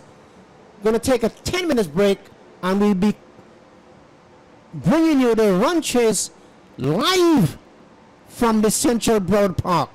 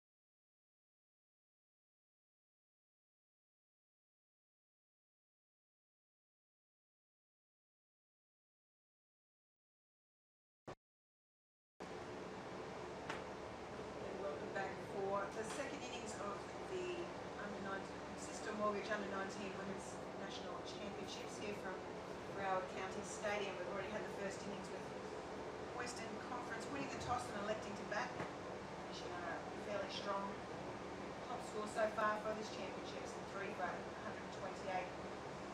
Last year at Malapati opened with Chetna Prasad and they put on a 62-run partnership. Last year Malapati dismissed eventually 40 off her 49 balls and Chetna Prasad 24 off 33. And Anika Colan as well, the captain, came in with another 43-run partnership with her, and last year Malapati, she finished on 28, got out off her 29 balls. Wickets to Lisa Ramjet, 1 for 15, and Taran and Chopra, 1 for 27. We've got Taran and Chopra now out, non-strikers out at the moment, but Natalie Pat-Wharton facing for the East, and Suhani Thadani. She's been a real find for these championships. Last week in the senior women's nationals last week, she also bowled extremely economically and picked up plenty of wickets, just bowling stump to stump. I mentioned it a few times, she's nice and simple and clear with her plans of what she wants to try and do. Has a little fade away into the right-hander, which does attack the stumps. Also really good to see that there's a slip in play at the moment. A little edge there from Natalie Pat-Wharton. That's Taran and Chopra, and that's going to race away for 4 runs. Just dropping short of the fielder as well in front of that slip. A little lucky to get away with that edge straight away, but Taran and Chopra, 14-year-old, she's a find at the regionals. She's currently being identified outside our talent program, so great to see her coming through the system and bowling well with her little off spinners in the first innings. And that slip just a fraction wide, a little bit of ball chasing. Some tight and good run there from Natalie Pat-Wharton. Easy single, good communication between these two, and Tamana Aris there patrolling. Backward square. Extremely happy with the 3 for 128. Really sort of struggled most of our KPIs for the women's teams. You really want a minimum of 120 runs, 6 runs and over. We've gone over that today with 3 for 128. So great to see that every game these girls are improving. Now he just puts that one a little short. Pokes at it outside. Off stump from Natalie Pat-Wharton. That's the first ball that she's faced. Nice aggressive field here from Thadani. There's a tendency not to really put 2 fielders out on the boundary early in his innings, really attacking. Thadani's been bowling, it's not surprising. Again, just outside the off stump, little play and miss. Just pokes at that one. Varies that can bring into play that slip, just bowling sort of a 4th to 5th stump line. So we've got Pooja Ganesh is keeping for the West today, and the captain Anika Colan also with the keeper, but she's giving the gloves to Pooja. Just pokes at that one, just beats backward point. Looks like it may go for 2 if not, racing away. Pooja Shah is after that. Throw back into the bowler.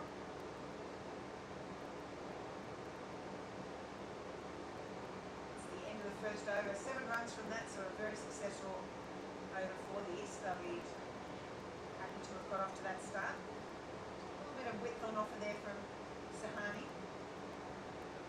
Been fatigued after so much cricket in the last 2 weeks, but the girls have thoroughly enjoyed themselves. Being able to play so much cricket. Mortgage Women's National Championships last week in the West, coming away with a 3-2 win in the multi-format competition. 350 over games, 3 T20 games for these. The under-19 Women's Championships, we've got just the 4 T20s. ICC announced in 2019 that they would have a under-19 Women's World Cup, which is a fantastic opportunity and real development for the women's game to allow these young girls to be competing at that higher level on a world stage. So, I would say cricket, good initiative having this championships, really focusing on this young age. A sneaker call from the far end, the northern end, and she's also been very accurate.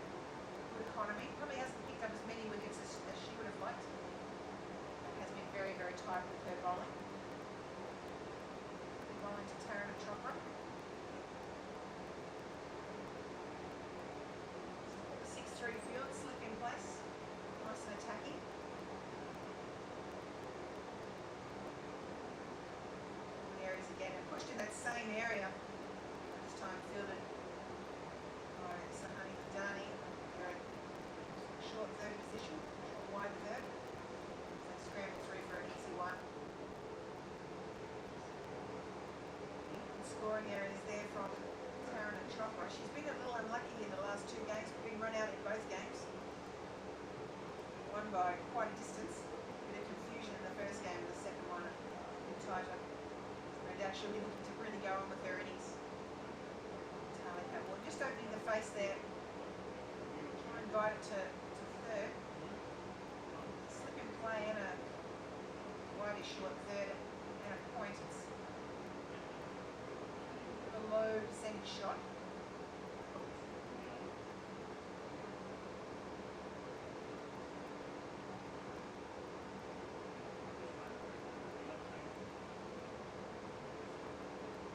That's the ball just on the hip. Works it around the corner from Pat Warden for another easy single. Javana Arms does the tidying up.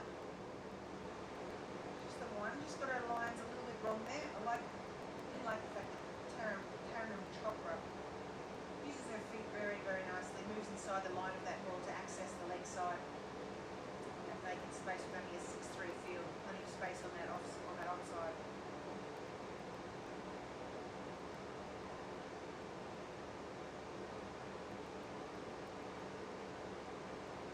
Ball getting it tight at the moment, no run there.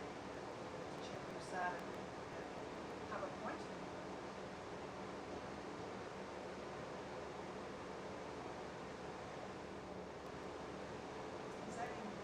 Batters really got to take advantage of this power play. Technically only 2 fielders allowed out on the boundary early in these overs. The fact that they've got no one out there at the moment really leaves those boundaries exposed. I like the fact she's gone for that shot then. We had a bit of a chat with the Eastern team yesterday. What was their boundary shot? To me, that pitched up ball is their shot that they can play a big swing at without it being too high risk, particularly if it's power play overs. Expose that boundary.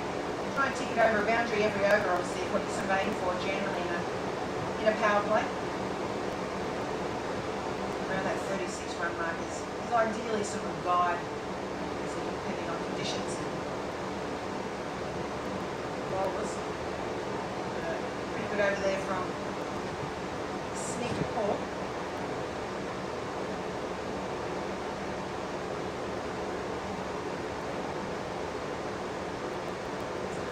To continue.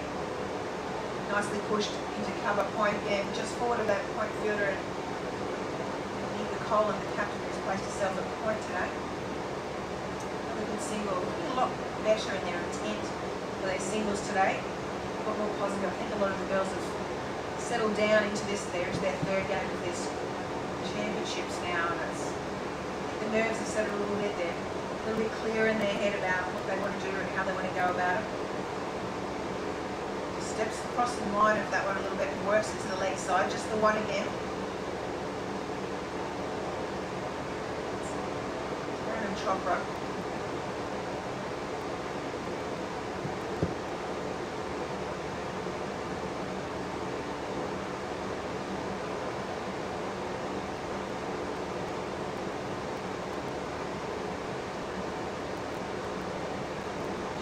She's 7 off 8. Strike rate from her really ticks it over. Slightly wide delivery, but just cuts the inside of the wide line there from Fadani. Tali Catwall can't take advantage of that width there.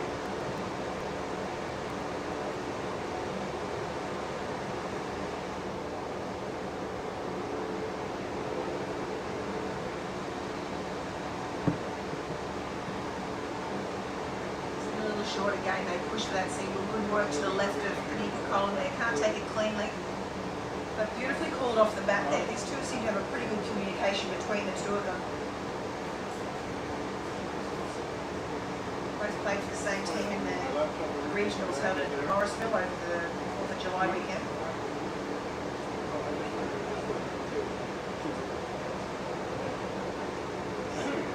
Just brings in her point fielder just a fraction. Stop that single they're getting there at the moment. Well watched. Really want to fish at that one. Quite good maturity about the way she goes about her batting. She's 14 years of age, Taryn Chopra.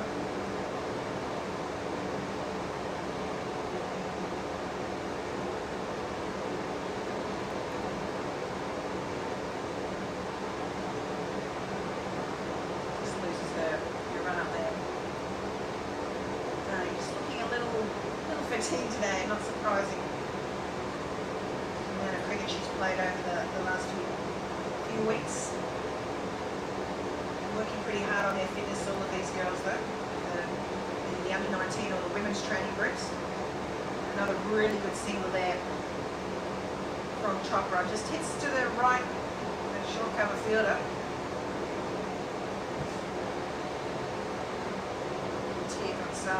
Salvers. I really like the way that Chopra goes about her game.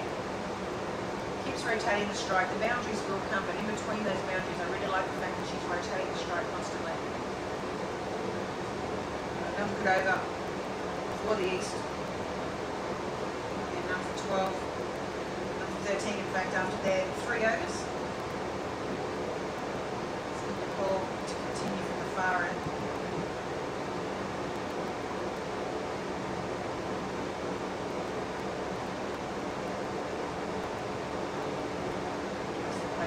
By Chopra. Doesn't look like she's in any hurry. She's a bit of a cool character out there. See that she's got a pretty good plan about how she's going to go about scoring her runs.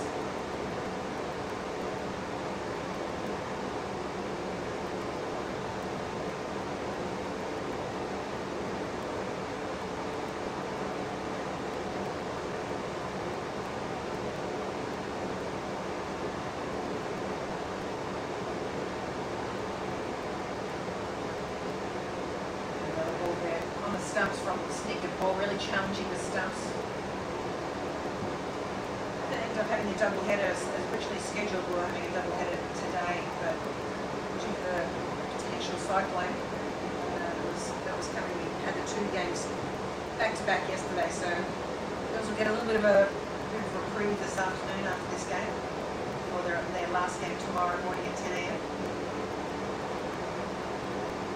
Really nice, calls that straight off the bat. Colin, the captain, just probably takes a fraction too long to get that ball in, but clearly not used to being out in the field. To play on in the senior team last week, and Sindhu Shahasha, the USA captain, was the key brand captain for the Western senior women's team. Colin did spend a little bit of time out in the field, but just took a little bit too long to get that ball in there. Tally Pat Morton able to make it home safely.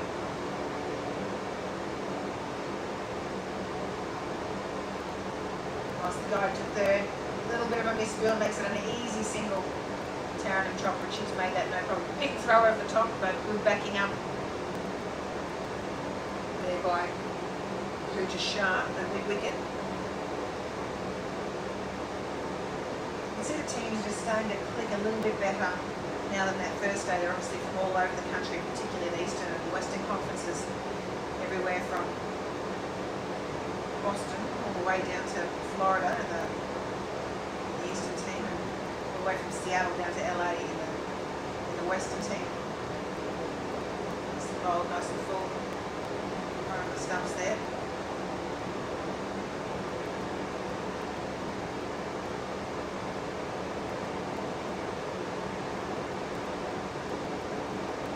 Looks like they're doing it pretty easy at the moment in the West. Just letting them get into a little bit of a groove. I'd love to see a bowling change here, just to change things up a bit. T20 cricket, there's usually plenty of bowling changes. You don't want to let the batters get too settled against the bowlers. That's a beautiful drive there. Just that short cover is just probably a fraction too short. Mostly there to the catching position in front for the slow bowling. Playing the ball a fraction early, but closer they are, the easier it is to hit past. So a beautiful shot there. Taryn and Chopra. That's the end of the over.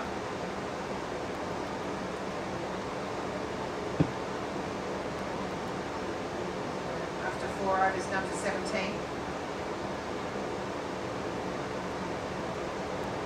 Taryn and Chopra on 11 off 15 balls. Matali Patward 5 off 9.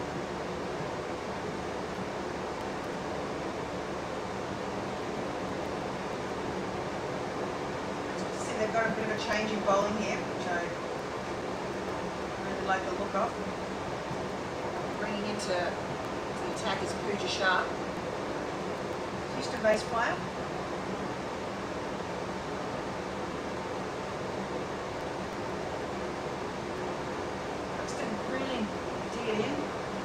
ball's a little bit of a back of length, and I'd probably say what you call a heavy ball. Comes onto the bat just that little bit harder than you're expecting. Nice tall action.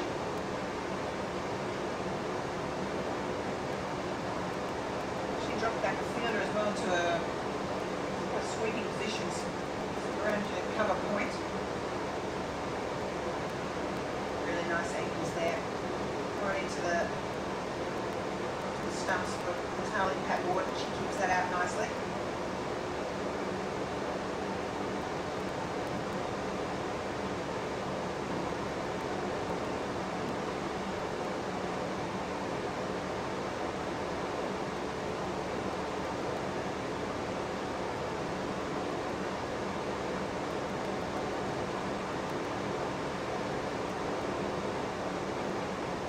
Very well run by Taryn and Chopra. She's off the line. The non-strikers there very, very quickly there.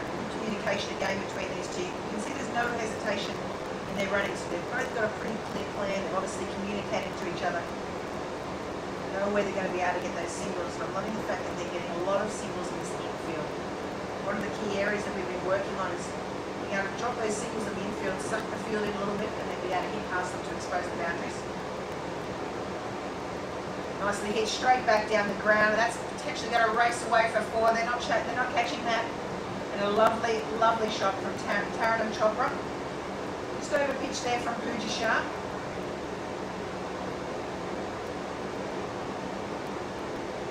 Wonderful shot from Taryn and Chopra. Pretty elegant batter.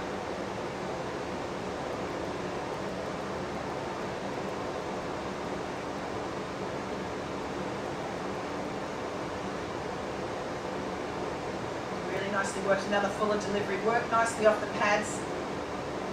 She's just used her wrist nicely. Her head's in a fantastic position. Very, very balanced when she's playing these shots. Has such great control over the ball.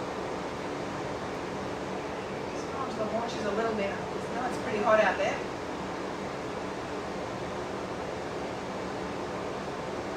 This might be a little bit of a routine though, just to clear her head. She's getting relaxed in between balls, switching on and off.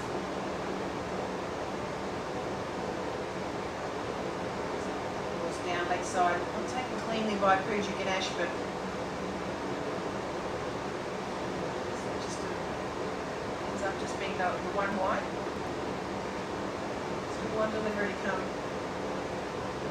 It's over.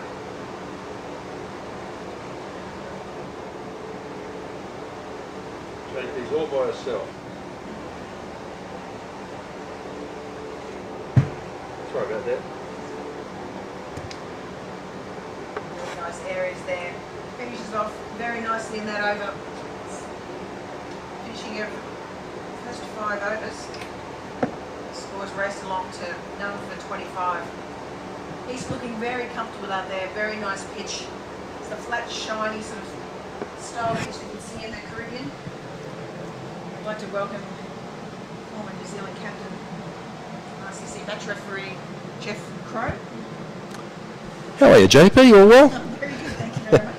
Great to have you join me. I'm Oh, yeah. lonely on my own. Oh, I know. Probably sick Yeah. hearing my voice, so Oh, I don't think that at all. You're very knowledgeable in this game, and it's really nice to be here and watching some really high-level cricket again for these under-19s. It's been very impressive already, some of their skill set. So continuation of Snigdha Paul from the northern end. She's been pretty tight, just the 5 runs off her 2 overs so far, so not surprising they have continued with her at that end. You obviously didn't get to play too much T20 cricket yourself, Jeff, but what do you feel about the tactics of the game? Is it really that much different to a 50-over game? Well, it's interesting, when it first started, it really was, the start of a series, and it didn't hold much gravitas really, but now we've seen it become a significant, important part of the cricketing calendar. So definitely the tactics are much different now than what they were at the start, obviously. It's nicely worked behind the wicket there. Just getting that single. She's used the hands nicely. Both of these batters have played the ball nice and late, had good control over the ball. Yeah, going back to that point, I mean, it was when you were going on cricket tours, or when I was being appointed to cricket tours to officiate, the T20 was always the opening game and it didn't matter that much, but now the significance of T20 cricket is much more advanced and more important. She hasn't quite got onto that, and that's taken a good catch there at mid-on. I think that's Chetna ready. Padgiala, we can't keep her out of the game yesterday, player of the match yesterday, and very, very disappointing for Taranum Chopra there. Was looking very, very strong, but just didn't quite get onto that one. And so well bowled again by Snigdha Paul. May have caused some tight bowling there, may have caused that slightly risky shot to have Taranum Chopra dismissed for 17 off 19, but she's got her team off to a pretty good start here. Yeah, she had the right idea there, didn't she? But just sort of dragged it a little bit, and it was a well-taken catch, running around to her right. So that was well judged, but certainly just not enough power in the shot to clear the infield. And it can be quite difficult early just to be playing those big shots over the infield, and the pressure that the West team had by keeping everyone in. Usually in a T20 you normally see them spread the field and have at least 2 out obviously in the power play, which is the maximum you can have, but they really kept the pressure on. Snigdha Paul bowling really nicely stump to stump, so you may say that she's caused the error there. So good captaincy and good bowling. Replacement batter is Lisa Ramjet, the captain. She's at the far end now, and Mitali Pat Warden on strike.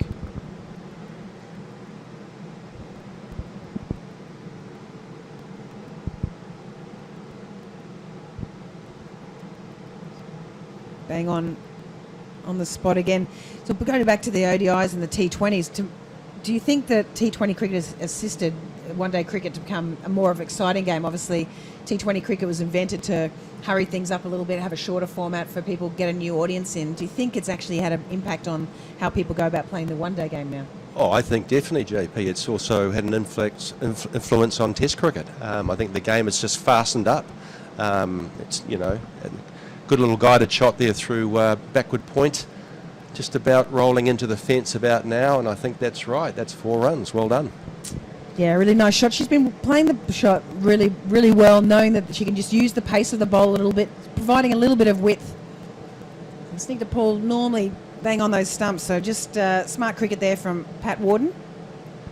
Yeah, that's right. As you say, it was a little bit wide and it gave the opportunity to use the width, and that was well executed. So now it's important that the bowler, after getting a wicket in the early part of the over, now gets one right on line, on stump to stump. So just a little overcorrection there, and there's a big dive from Ramjet, and she's made it back safely. But great to see she's running those. She didn't run one of those yesterday where the run-out opportunity between Taranum Chopra, Lisa Ramjet decided not to run on that, and Chopra got run out. So it's great to see. We had a bit of a chat about whose call is that, what's the communication, should you be running those runs, and I really like the fact that she's actually taken on some feedback there and tried it today and challenged herself. Well, that's true, and it was her call because it was behind square, so she felt that she could get there. The only thing you have to do is obviously trust your partner, don't you, really, and that did come through. So would you say the fielding could be a little slicker? Probably, yeah. We have also discussed a lot about roles and what's the role of an infielder, and generally they're there to stop that single. Yep. So, yeah, you've got to make sure you're on the ball, you're anticipating where the ball's coming depending on the shot. As soon as that ball's pitched on leg, those 2 leg side fielders know that they're in the game, so they've got to make sure that they're ready to go and putting that pressure on that running between wickets. Mind you, there were 4 run-outs in the second game yesterday by the East, so it's good that they're being brave and they're still taking it on. They're still really pushing this Western team. So Chetna Padgiala is the new bowler at the southern end. A little misfield there from Tia Gonsalves at cover. Well, interesting that you say 4 run-outs. I mean, obviously that can be poor running from the batsman, but it actually probably does also say some good fielding. Yeah. And the ball's being collected correctly and the stump's broken, so there's some good cricket as all part of those 4 run-outs, I'm sure. Absolutely, and it also can come back to the bowling as well. If the bowling's putting pressure on the batters and they can't get their runs, they do have to start taking slightly more high-risk runs between the wickets. So great work from the West to put that pressure on. Chetna ready Padgiala, based in Los Angeles, young 13-year-old. Player of the match yesterday for her innings, 34 off 35. She batted beautifully, top of the order. Still developing her bowling action. You can see she's probably just got her wrist position probably needs a little bit of work here, but obviously a good athlete, nice and tall. Comes in nicely into the wicket, but just love to work on that wrist position just a fraction. And what's her age? She's 13. Right. Plenty of time. Plenty of time, absolutely. And she went about her innings yesterday with great maturity. Nearly a runner ball innings is sort of what we're minimum looking for in these T20 games, definitely. She's also a handy little bowler as well. Just a little bit off pace at the moment with that. We want to just try and get that wrist position just tightened up a little, allows the ball to swing and move around, maybe potentially hit the seam and just make it a little more difficult for the batters. Yes, you say run a ball, so what's been the highest score so far in all the matches? There was a 62 last week in the women's nationals, not in the juniors so far, but I think that pretty much would be the highest in this under-19 championship so far. And total-wise, JP? 128 today. Oh, there you go. Yeah, every day they've got better, which I like to see. I like to see that improvement. Yeah. That's what I'm saying. They're just sort of easing their way into these championships. Yeah. A lot of them haven't actually played in a stadium like this before. They're very lucky. This is one of the best facilities in the country. You're obviously based here in Florida, Jeff? I am. I was a part of the process to have this accredited a dozen years ago or so. But it's a super facility, really. That's the end of the over. Yeah, 1 for 32. Ticking along nicely. I think the East will be pretty happy with their chase at this stage, chasing down the 128.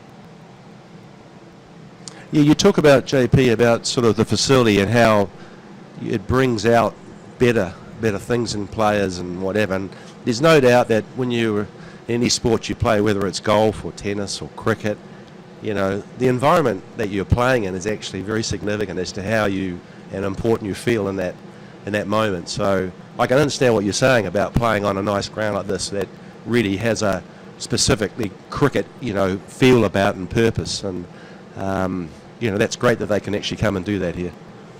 Yeah, you can see the girls a little tentative early on because some of the grounds that they do play on are a little bit rough every now and then, and also some of the council grounds have regulations on how high the grass needs to be, which obviously makes it really difficult to teach girls to be hitting along the ground as well because they're not getting very good value for shots. So playing at a facility like this really allows them to open up and experience what cricket can be like at its best. Change of bowling, at that northern end is Giovanna Aris.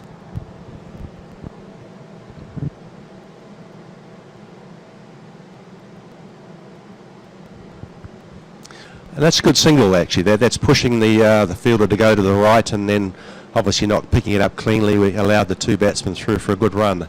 There's certainly the grass that they've put down here. I mean, Florida is a place obviously with plenty of sunshine and heat.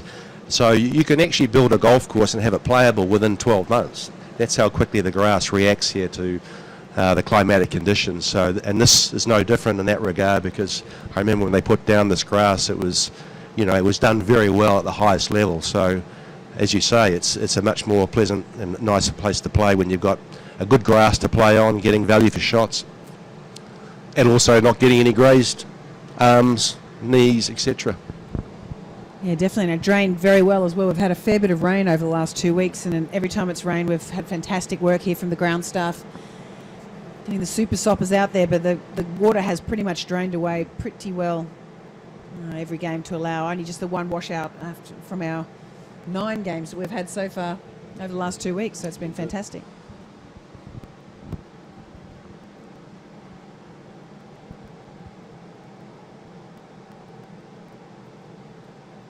So a nice little push straight to the fielder from Lisa Ramjet, putting the pressure on Chetna Prasad, and from that misfield she's come back for the 2. Well, there's the pressure again that you're saying, aren't you, with the running between the wickets. Obviously the fielder there took her eye off the ball and it went sliding under, so that allowed a comfortable 2 runs. Just having a little field change here as well. So how that makes you feel when you get when you have a misfield and you're replaced all of a sudden? So what would be the technical advice then you'd be giving to that fielder, JP? I'd be saying watch it all the way into your hands. She's normally a pretty, that's a direct hit, run out. Fantastic work there. Oh, and she's high-fived her straight into her face. And that was Snigdha Paul who's done that. She's caused herself an injury. There's the 12th man back home, the comedian, would saying those can't be throwing around high fives willy-nilly like that. So she's managed to nearly take an eye up. At the same time, she's taken the batsman out in a quick run, but they had been really pushing these singles through and putting the pressure on the fielders, but great work there from Snigdha Paul. And Mitali Pat Warden has been run out with a direct hit from side on. Great effort there from Snigdha Paul. She's run out for 14 off the 20 deliveries. Yeah, it was actually a directly side-on throw too, so she had to be very accurate really just to get any part of the stump. You've only probably seen one stump from that position, so it was excellent fielding indeed. Direct hit. And as you say, JP, you keep pushing these singles like that, then maybe one's going to go against you, as it did at that moment. So maybe it was a tactical decision by the cover fielder to let that one through for two. Like you're thinking. So the new batter at the crease is Nishka Kumar. She bowls her left arm quicks in the first innings. None for 8 off her 2 overs, so good, nice and tight. Probably should have nearly completed her 4 overs, but sharing the load around.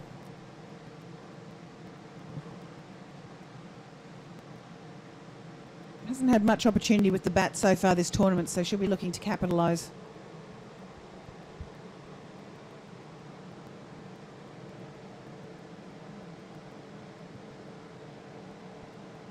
Well, they're going to need a good partnership here. The run rate's now probably gone up a little bit now with, encroaching on 10 overs with only 35 on the board. There's a big shout there. Umpire doesn't want anything to do with it. Just going down leg. Javana Aris has been fantastic, actually. Only been in the game for 6 months. Really taken to it like a duck to water, and she's been quite handy with the bat as well. Played in the seniors last week and scored a good 39 runs in the 50-over format. There's a left-hander.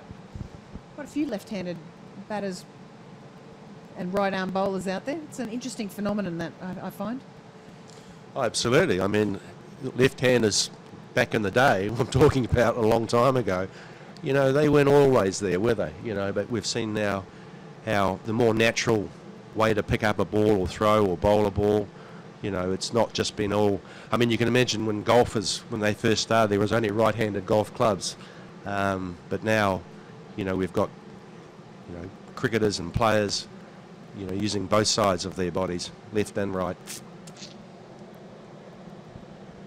Ramjet just works that one to mid-on. Just a little bit of pressure. I think the eyes lifted there from Pooja Shah. They get through for the easy single. Nice shot, though. Really worked Pooja Shah to her right and away from the stumps, which just gives the batter a little bit more time to be able to get through for that single, and nice and safe as well, playing nice and straight. The interesting thing for me is, I know certain cricketers from New Zealand, like Stephen Fleming, for example, he did everything right-handed. He does everything right-handed, and yet he bats left-handed. So how do you go about that process when you're identifying these young cricketers? There's a risky run here again, but through.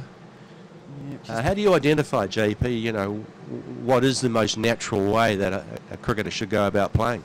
I think the easiest way is just actually not having too much input at all. You just let the child, the adult, whoever's taking up the game, particularly here in the States, obviously we're hoping a lot of maybe adults will start taking up the game once they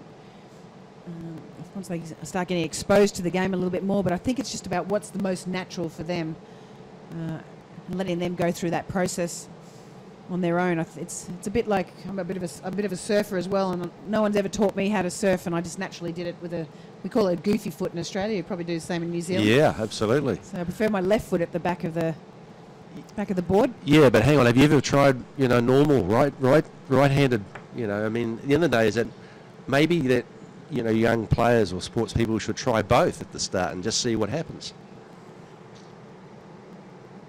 Nicely played here, Lisa Ramjet. Again, I think they've just gone for the wrong end again that time. She was just struggling to find her feet after that shot, got down low to play that sort of slap through cover, but makes it home safely for another single.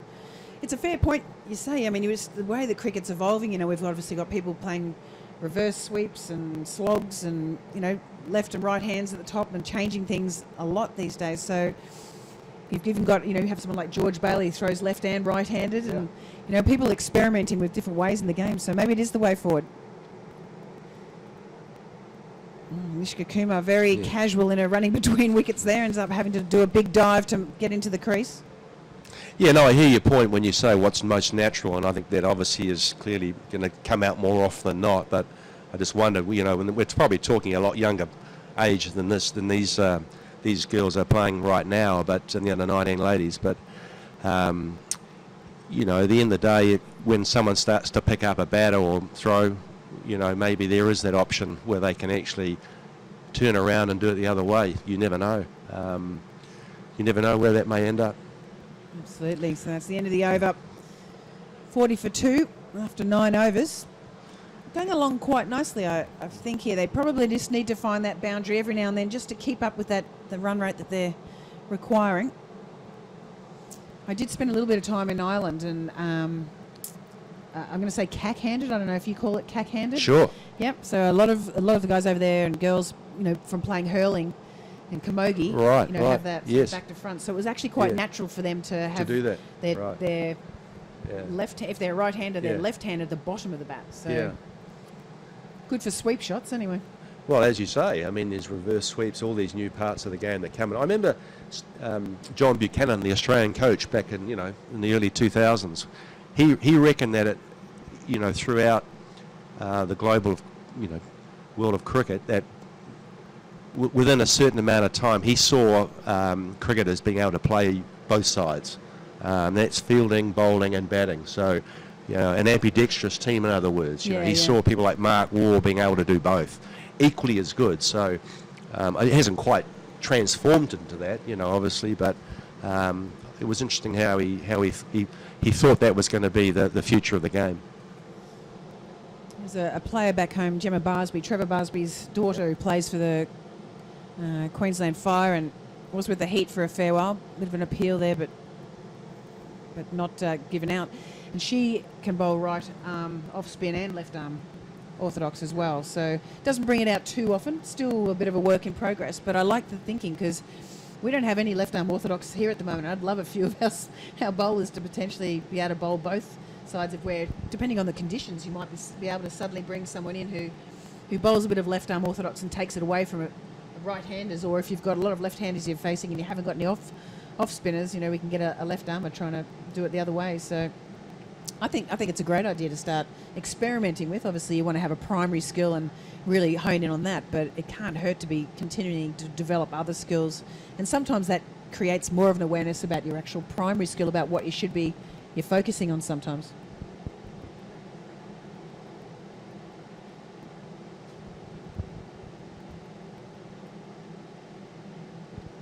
Iris just loses her run-up. Trevor Barsby, that brings back a few memories. I bet. Yeah. Okay. You know, good cricketer from Queensland, 100 games for Queensland, 100 in the Sheffield Shield final in 1994-95. I'm clearly a Queenslander, but he's been great for the game in Queensland. And that's going down leg. Umpire wants nothing again to do with it. Just got to play a little bit straighter here, Nishka Kumar. She's only just come in. Probably could have worked that one between sort of mid-wicket and a mid-on, while she's still trying to get into her innings here. How do you see Australia with the age group here, with these under 19 women cricketers? Is the skill set just about the same, or do you see the Australians a bit more advanced? I probably think the Australians are probably just a little more advanced, as you'd expect. Oh, shot at the stumps. Lisa Ramjap dives back into her crease but makes her ground. We have an under 15 and an under 19 national program, and I think this is probably getting closer to where that under 15 is. I think the big difference is more the fact that it's not necessarily the skills, but it's more the game awareness. The under 15 girl players in Australia have probably played 3 times as much cricket as these guys have. They just don't have the opportunity over here as much at the moment, and that's what USA Cricket we're trying to work on, is getting that domestic pathway to be able to play really strong competition, maybe even in their own peer group, but also at club cricket week in, week out. At the moment they're potentially playing either with boys or men and playing in non-key positions, or with a heavier ball, the 156 gram ball. This is a 142 gram ball here. Or, they play against women's teams very sporadically. So we would really like to see that, one, for social development, have women's competitions actually happening, and that way girls get to play in those key positions and also get to play in their own sort of social environment as well. And that way they're playing week in, week out, and they'll get a lot more games under their belt. They can learn intrinsically really nicely and start to put into play a lot of the stuff we've been trying to work on in the nets, but you need to be able to take that into a game at some stage to be able to practice those skills out in the middle as well. Yeah, obviously this is a very important week for them to get all this cricket in and get some experience, as you say, JP. And what then is the likelihood of their next week of cricket? When is that potentially going to happen? Is that in a month's time or more? Well, that's a really good question, particularly for the under-19 group. We haven't got anything planned per se for them at this stage. A lot of these girls, however, are eligible to play in the women's national team, which will be announcing selection next week for our ICC T20 regional qualifiers, which will be held in September, October, and then also the 50 over World Cup qualifiers. So a lot of them will be preparing for that, but otherwise they'll be just going back into probably their local boys leagues that they play in. Some, as I mentioned, Giovanna Aris, she plays up in Seattle, and she actually hasn't played too many games. She's been flying down and playing in the Bay Area. The Bay Area have a really good women's cricket culture down there, and a lot of females playing. So it's a bit more commonplace. Where Seattle, we're still, still sort of working on their women's game up there. Obviously, Florida, we'd really like to continue that to be happening. So it really depends where you're based. A lot of these cricketers, Lisa Ramjet out there at the moment, plays in Baltimore and plays in the under-15, under-17 boys competitions. So there is some competition for these girls to play in, but ideally we'd love them to be playing against other women or girls their own age. But it is good occasionally to play in those boys competitions to challenge yourself and just play in a slightly different competition. There is a little bit of a difference with speed of the ball, pace between wickets, the fielders, how quickly they get to the ball, judgment of runs, heavier ball when you're bowling, all those sort of things. No, that certainly makes a lot of sense when you get as much cricket as you can anyhow. Post-match of these games, do you address them as a group, or are they doing some summaries and reviews as just a team itself at the end of the game? Mostly it's about, that could be out. No, she's made that. Just made that. Well done from Chetna Reddy Paggy Diala, but just couldn't quite get the shot on the stumps on target. We've got our coaches here where I'm sort of working on mentoring as with Asif Mujtaba as well. He's the under-19 national coach, and we're both mentoring the coaches that we've got in place that are looking after these teams. So they have got it in their, we've been helping out with, we have Ian Beverley, who's been our strength and conditioning guy this week, coming in and giving them some assistance with how to put together their warm-ups and their recoveries and what sort of things they should be doing with regards to nutrition. A lot of education this week for these girls and players, as well as the coaching staff. We do talk to the girls constantly as well. I get texts quite late at night from girls discussing what they should be doing differently and what are their field placements and how could have they done this better. So I think at this stage, when they're so young, it's actually good for them to get information from lots of different sources and perspectives, but at the same time be able to filter out what they need and what they don't need, which can sometimes be difficult for young kids who are learning. So I think the more we can communicate with them and get them understanding of how they can implement lots of different opinions and shuffle through the stuff that they do need and don't need, I think the better. That's the end of the 11th over, 49 for 2. Yeah, that makes a lot of sense that you're able to discuss with each coach and go through the players, and impart that information and that knowledge. As you say, I mean, they've got the capacity to take a lot in, and try and affect it the next match or in the next practice. And we also every night also get the coaches to put in a match report, which is not necessarily completely based on their performance. It's more based around their performance of their role. So we've really tried to go away from, how many runs they scored, how many wickets they got. It's about did they come in and perform that role that they were asked to do. And particularly in the T20 game, that's really crucial. Are they a hitter? Are they a container with the ball? Are they a wicket taker? All those sort of different things. How did they go in the field? Did they cut off all the runs that they were supposed to be doing? Wicket keepers, were they attacking this? Were they up at the stumps, putting pressure on the batters all those sort of times? So we're trying to get and obviously it's difficult sitting back here when you're not in that bubble that the players are in with that coach, because obviously they're determining what they're going to be playing and what sort of role, and it shifts so often during a game as well. So, there may be suddenly it's 3. We had the position yesterday when it was no runs and 3 wickets. So suddenly the number 5 batter is coming in the third over. Their roles completely changed from what a normal number 5 would do in a T20 game. So the match reports are really important that we get from the coaches, so we get an understanding of what they were trying to get the player to do and did they perform that task, as opposed to what a normal traditional number 5 would do, or what why would they open the batting in the power play, or what they're trying to do. We've just got Lasia Malapati, who's just come on now. She bowls a little bit of leg spin. It's good to see that she's getting an opportunity. Obviously we haven't got too many leg spinners. We saw Sayuni from this same team. I think she may be sitting out the game today, but bowled some nice leg spin. A Dallas-based 13-year-old. Bowled a little full yesterday, but still picked up the 2 wickets, which again is really the spinner's role, I feel, as well, as to, one, turn the ball, and secondly, to be a wicket taker. So it's good that Lassie is just getting a little bit of a chance, and there's played on there, slightly angled bat, and Nishka Kumar has played that ball on. So the bowling change has worked. Lasia Malapati picking up her first wicket for the tournament. She was pretty good with the bat earlier today, scored 40 off her 49 as she opened the batting. So she's having a pretty good game and is pretty bit of a live wire, young character, never shuts up, constantly speaking, but really good around the group, and great to see that she's getting that opportunity. Well, you call it, JP. I mean, leg spinner, throwing it nice and full. I mean, that's the key ingredient, is to get it up there. Anything short becomes, pretty easy pickings, really. So that's important for a spinner. And, she's not a tall girl, but she got the ball certainly out above eye line, which is difficult for any batsman. So that was good to see. And there was a bit of turn there by the look of it. So very encouraging.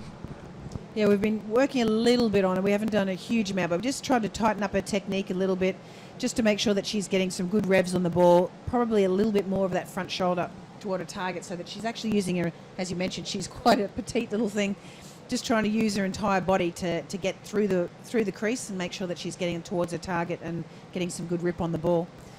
So Alicia Fernando has come to the crease. He's the wicket keeper today. Got quite a few keepers in this Eastern team. I personally don't think you can have enough wicket keepers in a team.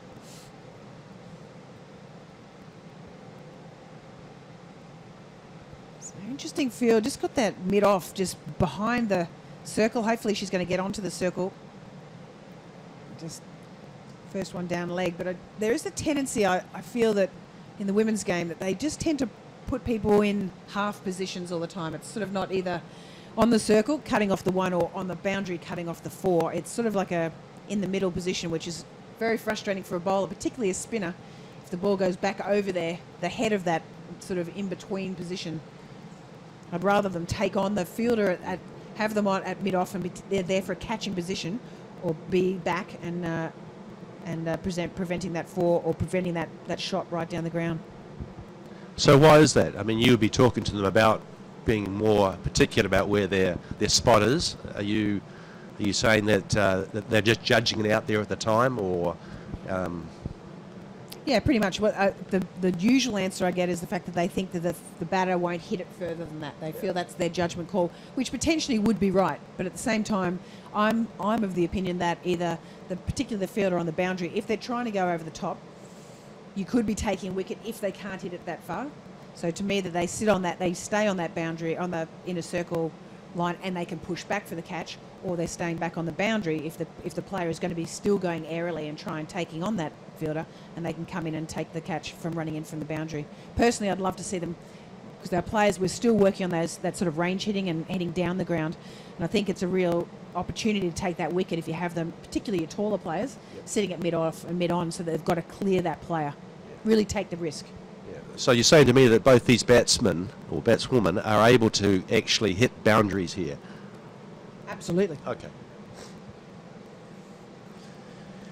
So again, we've got in front of us here, we've got Chetna ready, Paggy Diallo, and she's sort of plonked right in the middle, whether she's going to clear the head. But at the same time, it might allow, if she actually goes over where mid-wicket is and hits the space, there may be a chance that Chetna Paggy Diallo can't cut that off because she's too far in as well. So are we trying to protect the boundary? Are they trying to take the wicket? It's a bit of a hedging a bet position, I feel. And obviously, we're also trying to get the girls to understand what happens at the international level. People are hitting it further, and just preparing them for those types of games as well. Just hits it in the air, but Alicia Fernando gets through for the single. Nearly, that was Lisa Ramjet, I'm afraid. Nearly takes out Alicia Fernando in the process as they're sort of running down the same side of the wicket, nearly run into each other. And when you're picking captains for these teams, are they sort of natural choices? Yeah, I think at this age, see, this is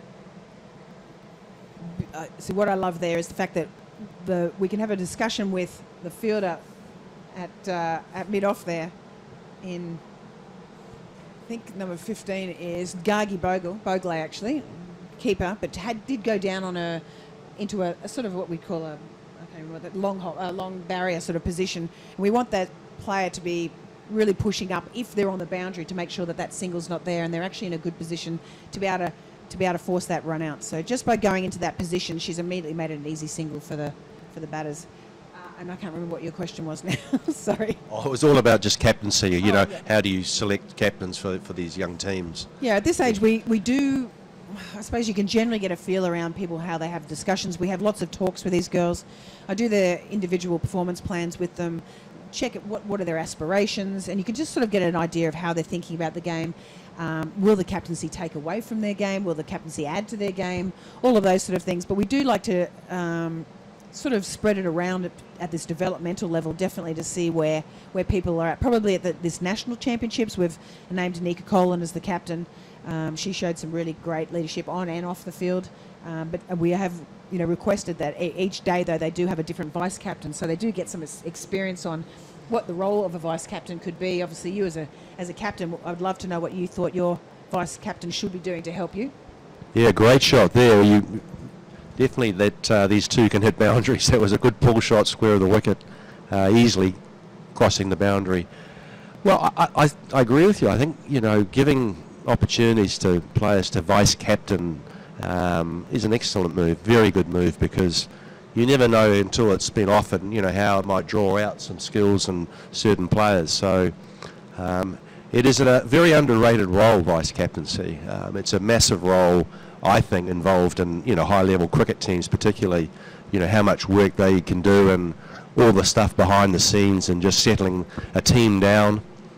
Another full toss, that's again 4 runs. This one a little bit full on leg side, so that's 2 boundaries in a row. So run rate picking up now, nearly getting to the halfway mark of the runs, 13.2 overs, so more boundaries required. Yeah, they probably just need a little bit more protection. Being a part-timer, you want to give her a little bit of confidence, I suppose, by putting someone else potentially out there. Lisa Ramjet also very strong on that pull shot, does favour her a lot, and these girls do play against each other a fair amount. They should know each other pretty well, so they have put someone back at deep backward square now. Still got the mid-wicket fielder and that in-between long-ish.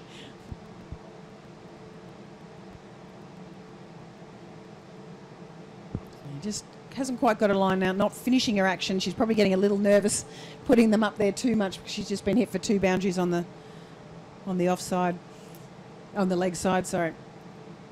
So we're hoping that the vice captains coming into they're not really doing selection for each game here. They're doing rotations, but at the same time, it's really important to be able to discuss balance of team.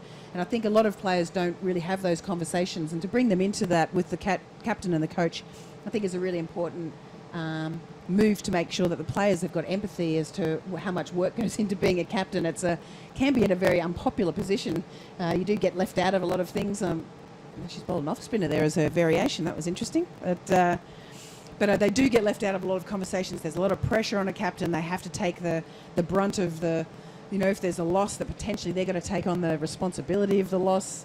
And particularly when Anika Colan is captaining this team as a wicketkeeper as well, she's trying to shift between her own game as well as understanding when she's having bowlers come on and off. And to me, that's where the vice captain can step up and really help with getting the team running between wickets, working on bowling changes, just assisting with any sort of tactics. And keeping the energy up around the group and just taking that weight off and the responsibility off the captain. As can the wicketkeeper as well, so you did right. But I was interested to hear you say it's not just about on the field, it's actually, after the game and all the build-up, before matches as well, as to where a captain really can make her mark. So it's a pretty much a full 360 scenario really about how captains really play a big role in their team. And that's the end of the over now. From the little leg spinner who bowled an offie in the middle of that. She did. Interesting variation, but that's okay. And we're talking about, traditionally with a leg spinner, they'd bowl a wrong and as their variation ball to go the other direction. But, but just keep changing it up. You never know what's going to happen here. But it wasn't a bad delivery. Nearly took the wicket. Just managed to pull the ball over that straight mid-wicket. Yeah. Just for the one. Well, as you say, she got hit for 2 boundaries and then sort of lost a bit of confidence in the next few deliveries. So getting that over complete was an important aspect, and she did it reasonably well there. So Tia Gonsalves to continue the southern end. I was mentioning yesterday that Tia's moved over from Adelaide, South Australia, and was playing with the under-19 South Australian team there. So they contacted me immediately, and their coach actually got in touch with me saying she was moving over here. So big appeal there. I think it's hit her outside the line of off stump, but scramble through for just got a little bit of bat on that, so that's a run in there. But great to have her over here as well. It's just she's got some good experience, even though she's only 17, so that's some good experience.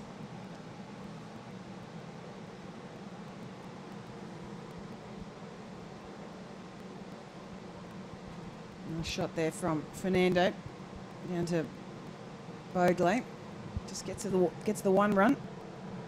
Well, South Australia's always had some good cricketers. Don't worry about that. I spent a bit of time there myself 5 years ago, back in the 70s. So I know how good the game is, nurtured and developed in South Australia and Adelaide. Yeah, well, particularly Karen Rolton's a big name from South Australia in the women's cricket world. And obviously Shelley Nitschke, quite a few good left-handers actually from down that way. Darren Lehman from the men's game. Yeah. David Hooks. We've got lots of people down there.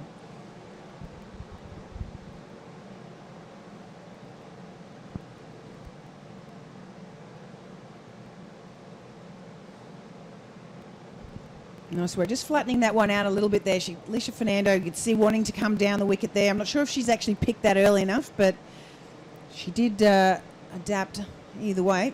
Got a dot ball for it. In games like this, in weeks like this, where you're playing a lot of matches and you've got 2 umpires out there, do you ever consult with them post-matches to say how a player played or reacted, or what was their demeanour like under pressure? Does that ever come into the equation? Yeah, we do talk to the umpires a fair bit. Actually, I was having dinner with Ivy, in fact, last night, just talking about how much it's developed and how excited she is about being involved in the game. We probably haven't spoken enough about the technical side of the game or those sort of aspects of it, but we certainly talk about player behaviour and over rates and things that we can work on. Feedback with regards to responses from players. We did a bit of before our regionals, we had all the players in to do a sort of a course on not necessarily the integrity of the game, but certainly about the understanding of nuances with regards to the umpires. How long, when can they bring on drinks? How long is a drinks break for?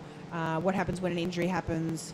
Do the batters have to actually cross on field? All these little things that you probably don't get taught when you're playing the cricket generally, like even in Australia, I've never done that before. You just sort of pick it up from the other people that have played for longer than you. So it was a really good experience having the umpires involved in that, and also probably made a slightly closer relationship between the players and the umpires, where sometimes we tend to keep the umpires in their little space and players in their space. So it was a really nice crossover, and the fact that we've had Jermaine here all week from Atlanta, he's been fantastic, assisting with the umpires, but also with the feedback and the constant relationships between players and umpires. It's sort of, to me, particularly at this level, it's great to have their input all the time.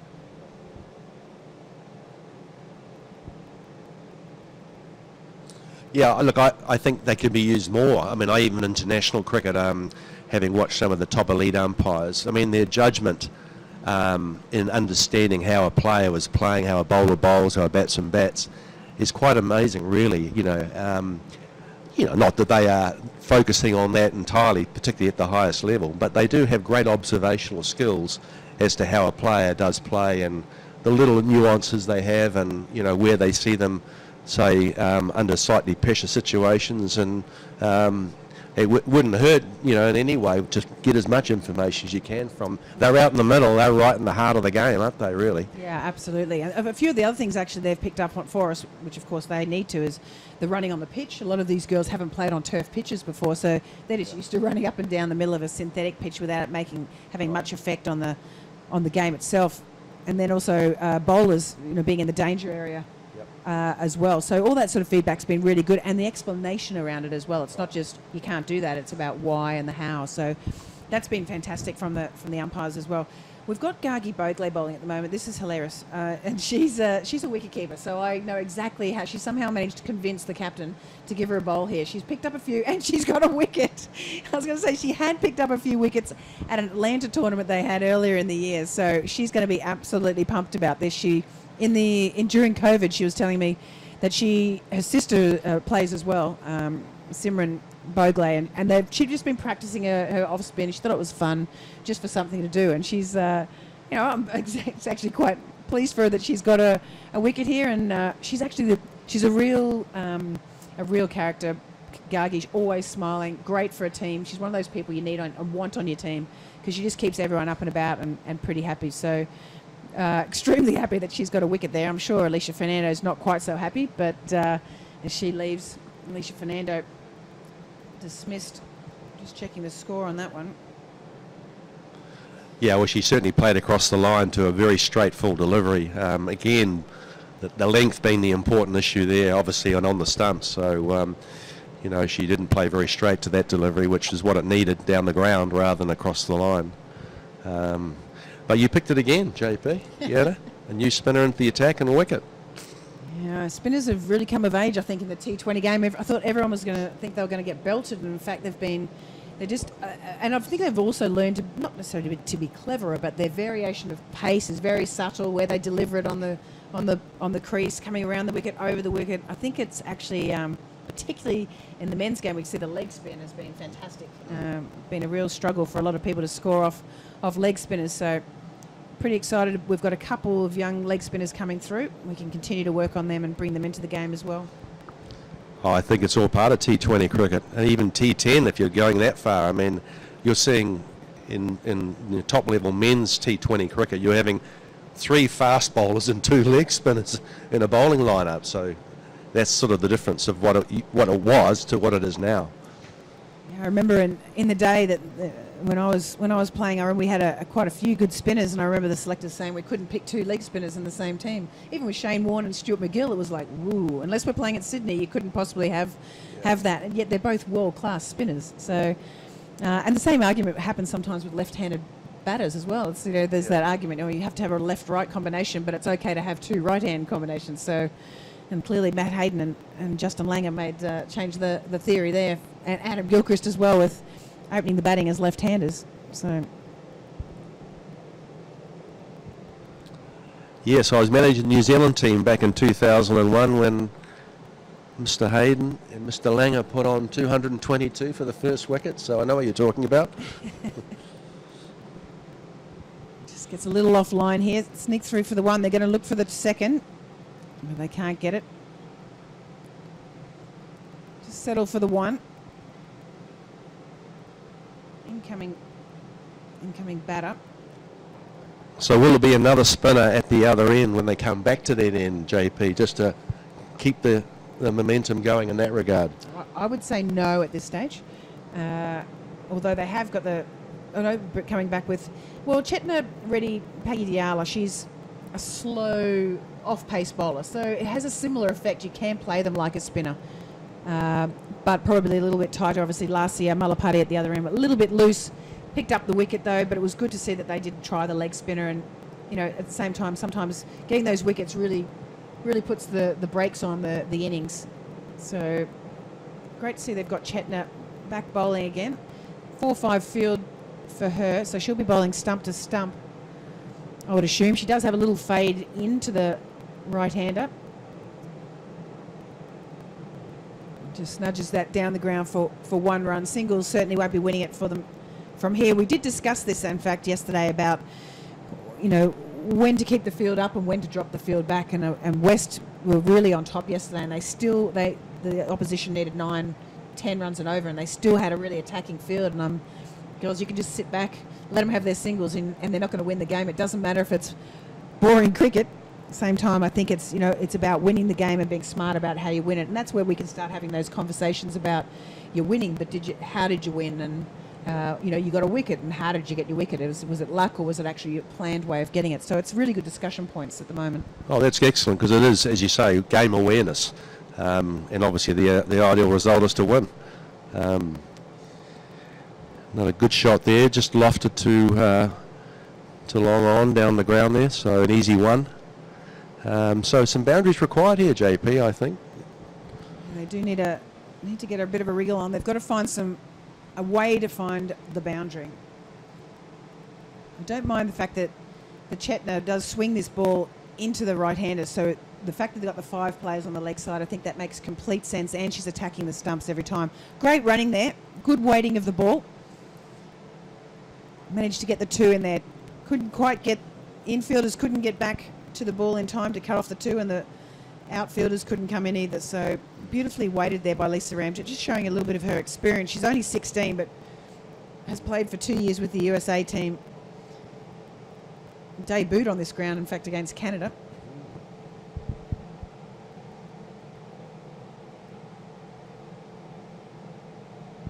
Just a little bit too much width there, allowing Ramjet. She'll be a bit disappointed she's missed out there. It's only the 4 on the offside, and didn't quite time it to hit it through. Plenty of space on the offside.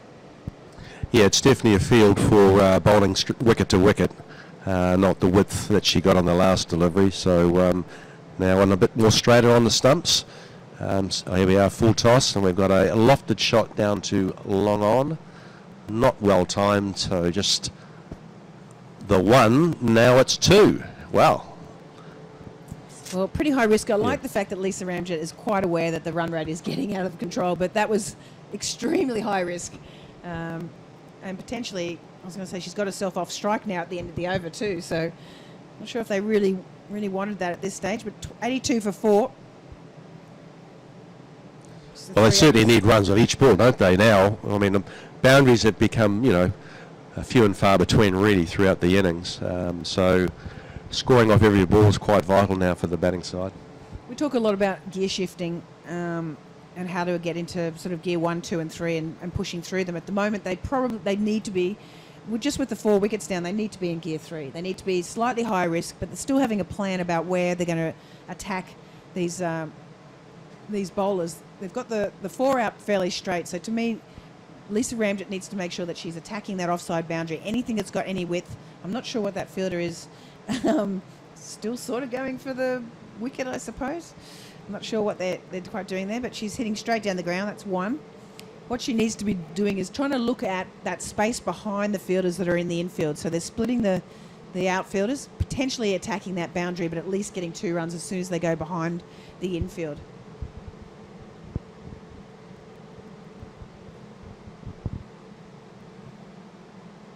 Beautiful shot straight down the ground. Comes back for 2, and she's missed that as well. A bad miss there by Bogley. Didn't quite get in a good position. A wicket keeper, I'm not going to be able to forgive her for that, I'm afraid. She's got no excuse.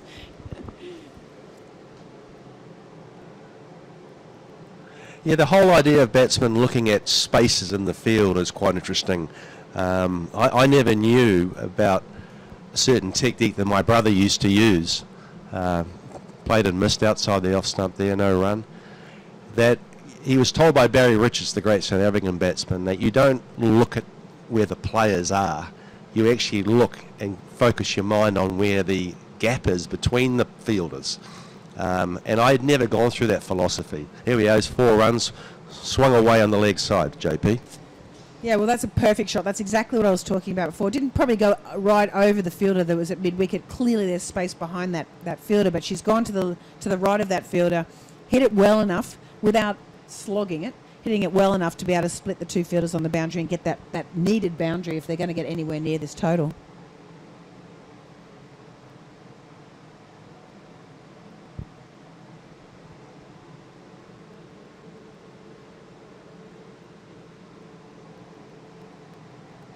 So I'm pretty sure this is a Didi Chudasama out here batting at the moment, but she's got the different number shirt on than I thought she should have, but I'm pretty sure that's who it is.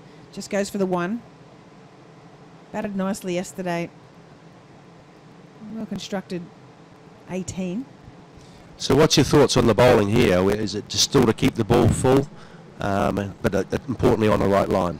Yeah, I definitely think they need to be bowling into the off stump, attacking the stumps constantly, because there is that tendency to go across the line. They've got a fairly straight set field, so you don't want to give them any width on that offside. They've got good protection generally on that leg side. Probably their fielder at mid-wicket had been coming in a little early. It doesn't matter about giving ones at this stage, so they don't need to have those short fielders that'll make it easier to hit past them. Sit them back on that circle so that they've got plenty of space and time to move laterally to just cover a little bit more space. This is where you just bore them to death. Send everyone back. See if they can try and find a boundary and really challenge the batters. Yeah, there's no doubt the pressure's on the batting side right now. So therefore, they need to take all the risk, as you say. So 38 off 2 overs, obviously, would be a good effort if they get this. But at the same time, I like the fact that they're still trying. That's what we'd like to see these batters doing. It's still a good opportunity to work on that acceleration and what's my plan and where can I hit the ball and which balls am I going to be hitting to be able to hit the boundaries to be able to get closer to this score. So a bit of a swing and miss there. You can see Ramjet's really trying to hit forward of the wicket all the time, when in fact there's a lot of space behind the wicket as well that she could be looking at. A ball like that from Sahani Thadani offered her a little bit of width, which she could have just used, just get a little tickle on behind the wicket there, and that potentially could run for 4 without it being that big aggressive sort of across the line sort of slog.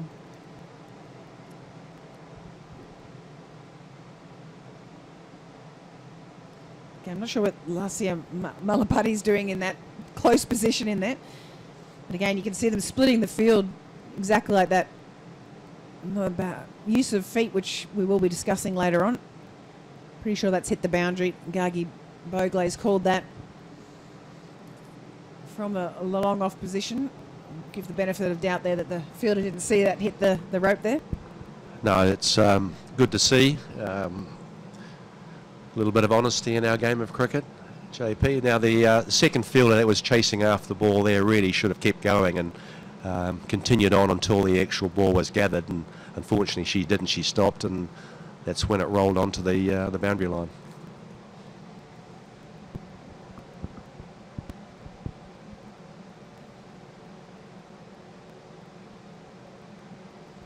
Just the 1 down the ground. That's what they're going to be looking. That's where the bowler should be wanting the batter to hit. You sort of control where the batter's scoring the runs, and that way you know that you're just going to get those ones. Give them the singles, nice and easy.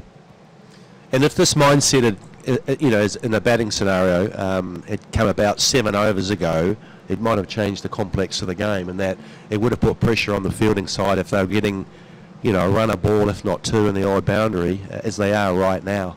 It just looks as though they're going to run out of deliveries. And nice and wide, just throwing her hands at that one. There's a and great awareness there that they're going to go for that second run, and unfortunately getting Lisa Ramjet back on strike. That's not what the West would want. Just a little lack of communication between the fielders from the west.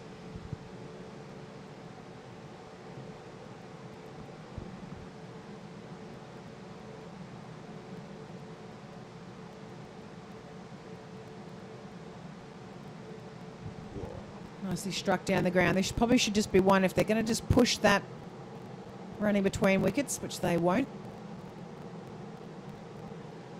And that's a shot we always like to see, JP, isn't it? Straight down the ground, a straight drive. Shows you good technique.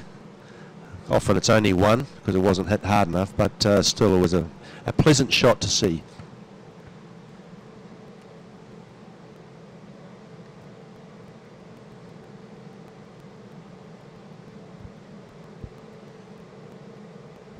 Really nice shot then again. Just again for that one.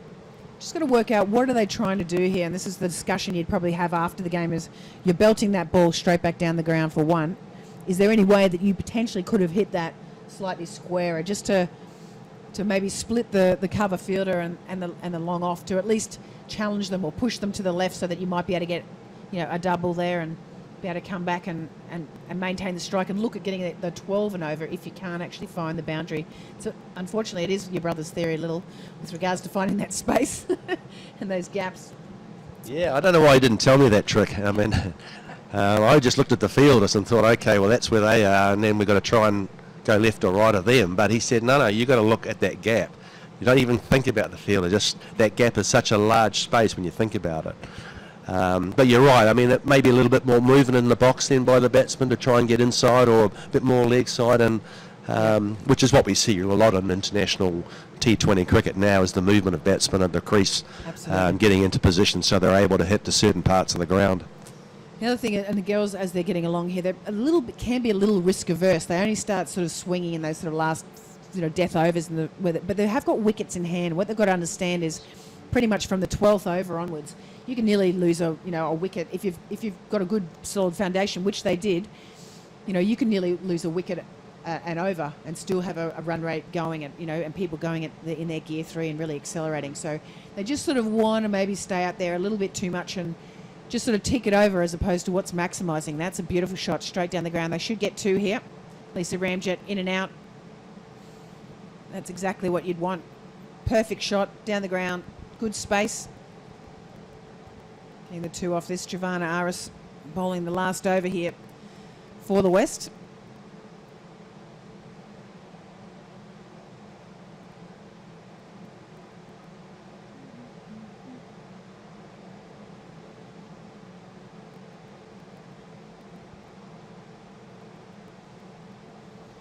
Another nice shot here, and that would have been a fantastic catch there. Couldn't quite get around to it, but they're going to get another 2 here. Don't think they're in any too much danger of losing this game, but it's really, really good to see them that they're still forcing. They're going to learn something from this innings that they're doing now, and hopefully start to understand that, I maybe could have put the foot on the accelerator a little earlier, and that's a game where we'll benefit from this in the future, from girls playing in this competition and being able to practice in this environment.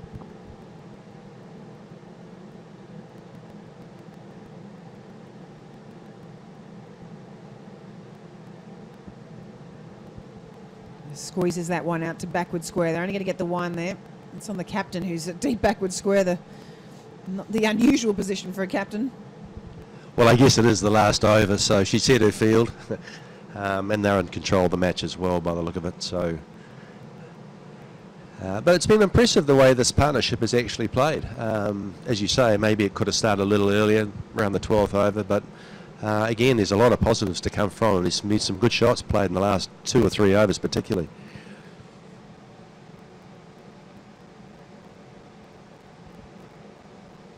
Yes, they've had a bit of a 37 run partnership at this stage between these two. And it's actually looked quite easy as well. Just going to split that. A little bit of a slice off the bat. It just goes through for the 1.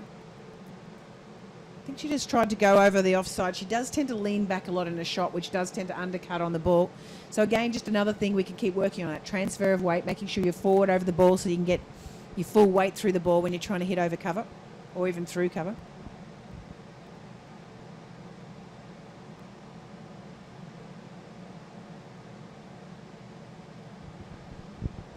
Nice work there from Aditi Chudasama. Ramjet's coming back. She's starting to struggle, and I think that's going to be given not out. That's great running from Ramjet. I've called that out from here, but I'm also about 100 metres away at the wrong end and the wrong angle. Well, it was aggressive running, and it was good because, it had to happen. I mean, there's no point in not running for these runs right now. Let's get as close as they possibly can, even though they're not going to win the match. So it's been impressive stuff really at the end here. As you say, a lot of good positives going to come out of this from both teams, the way they've played.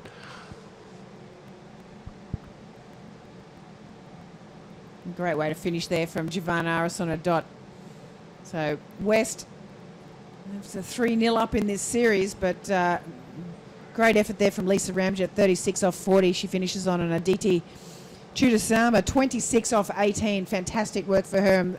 We talk about those roles, and to me that's a great effort from her to come in. Generally in a T20 game, your number 6 and your number 7 batters can maybe only score, have 6 or 7 balls that they're going to face. So she's taken full advantage of that, and really probably something for the East to think about. And would they put her in earlier in the order? A good conversation piece about when are we going to start pushing this, and batters ahead of them about how they can learn from the 2 girls that just went out there and did that really nicely and easy without too many sort of high-risk shots in there. So great effort from the East to battle along there, but the Western Conference win by 19 runs. I'd like to thank you, Jeff, today. I hope you enjoyed yourself at the game. JP was excellent. I mean, it's been good cricket to watch. Both times I've come down here, I've enjoyed it thoroughly. I'm very impressed by the skill set and the standards, and actually equally, how they've played the game. So their game, management, the way they execute the game, on all the aspects of it is impressive for us, particularly with the the under-19 group of young women. So no, thank you very much. It's, as I say, it's been terrific, and I think it's such an important week for them. As you say, it's the future. We certainly might be seeing these stars down the line in an Olympic event. Who knows? Absolutely. That was an exciting announcement the other day with the ICC pushing forward with cricket potentially being at the Olympics in 2028 here in Los Angeles. So I'm sure that's going to be an exciting motivation for a lot of Americans to get involved in the game here in the USA. So once again, Western Conference win the third T20 at the Sistar Mortgage Women's Under-19 National Championships here in Florida. 3-0. We'll be back tomorrow at 10 a.m. Big thank you to Jeff Crow for joining me today, and also Eddie Edwards for doing the first innings for us. And we look forward to seeing you, hearing. Well, you'll be hearing us anyway tomorrow at 10 a.m. Thanks for your viewership.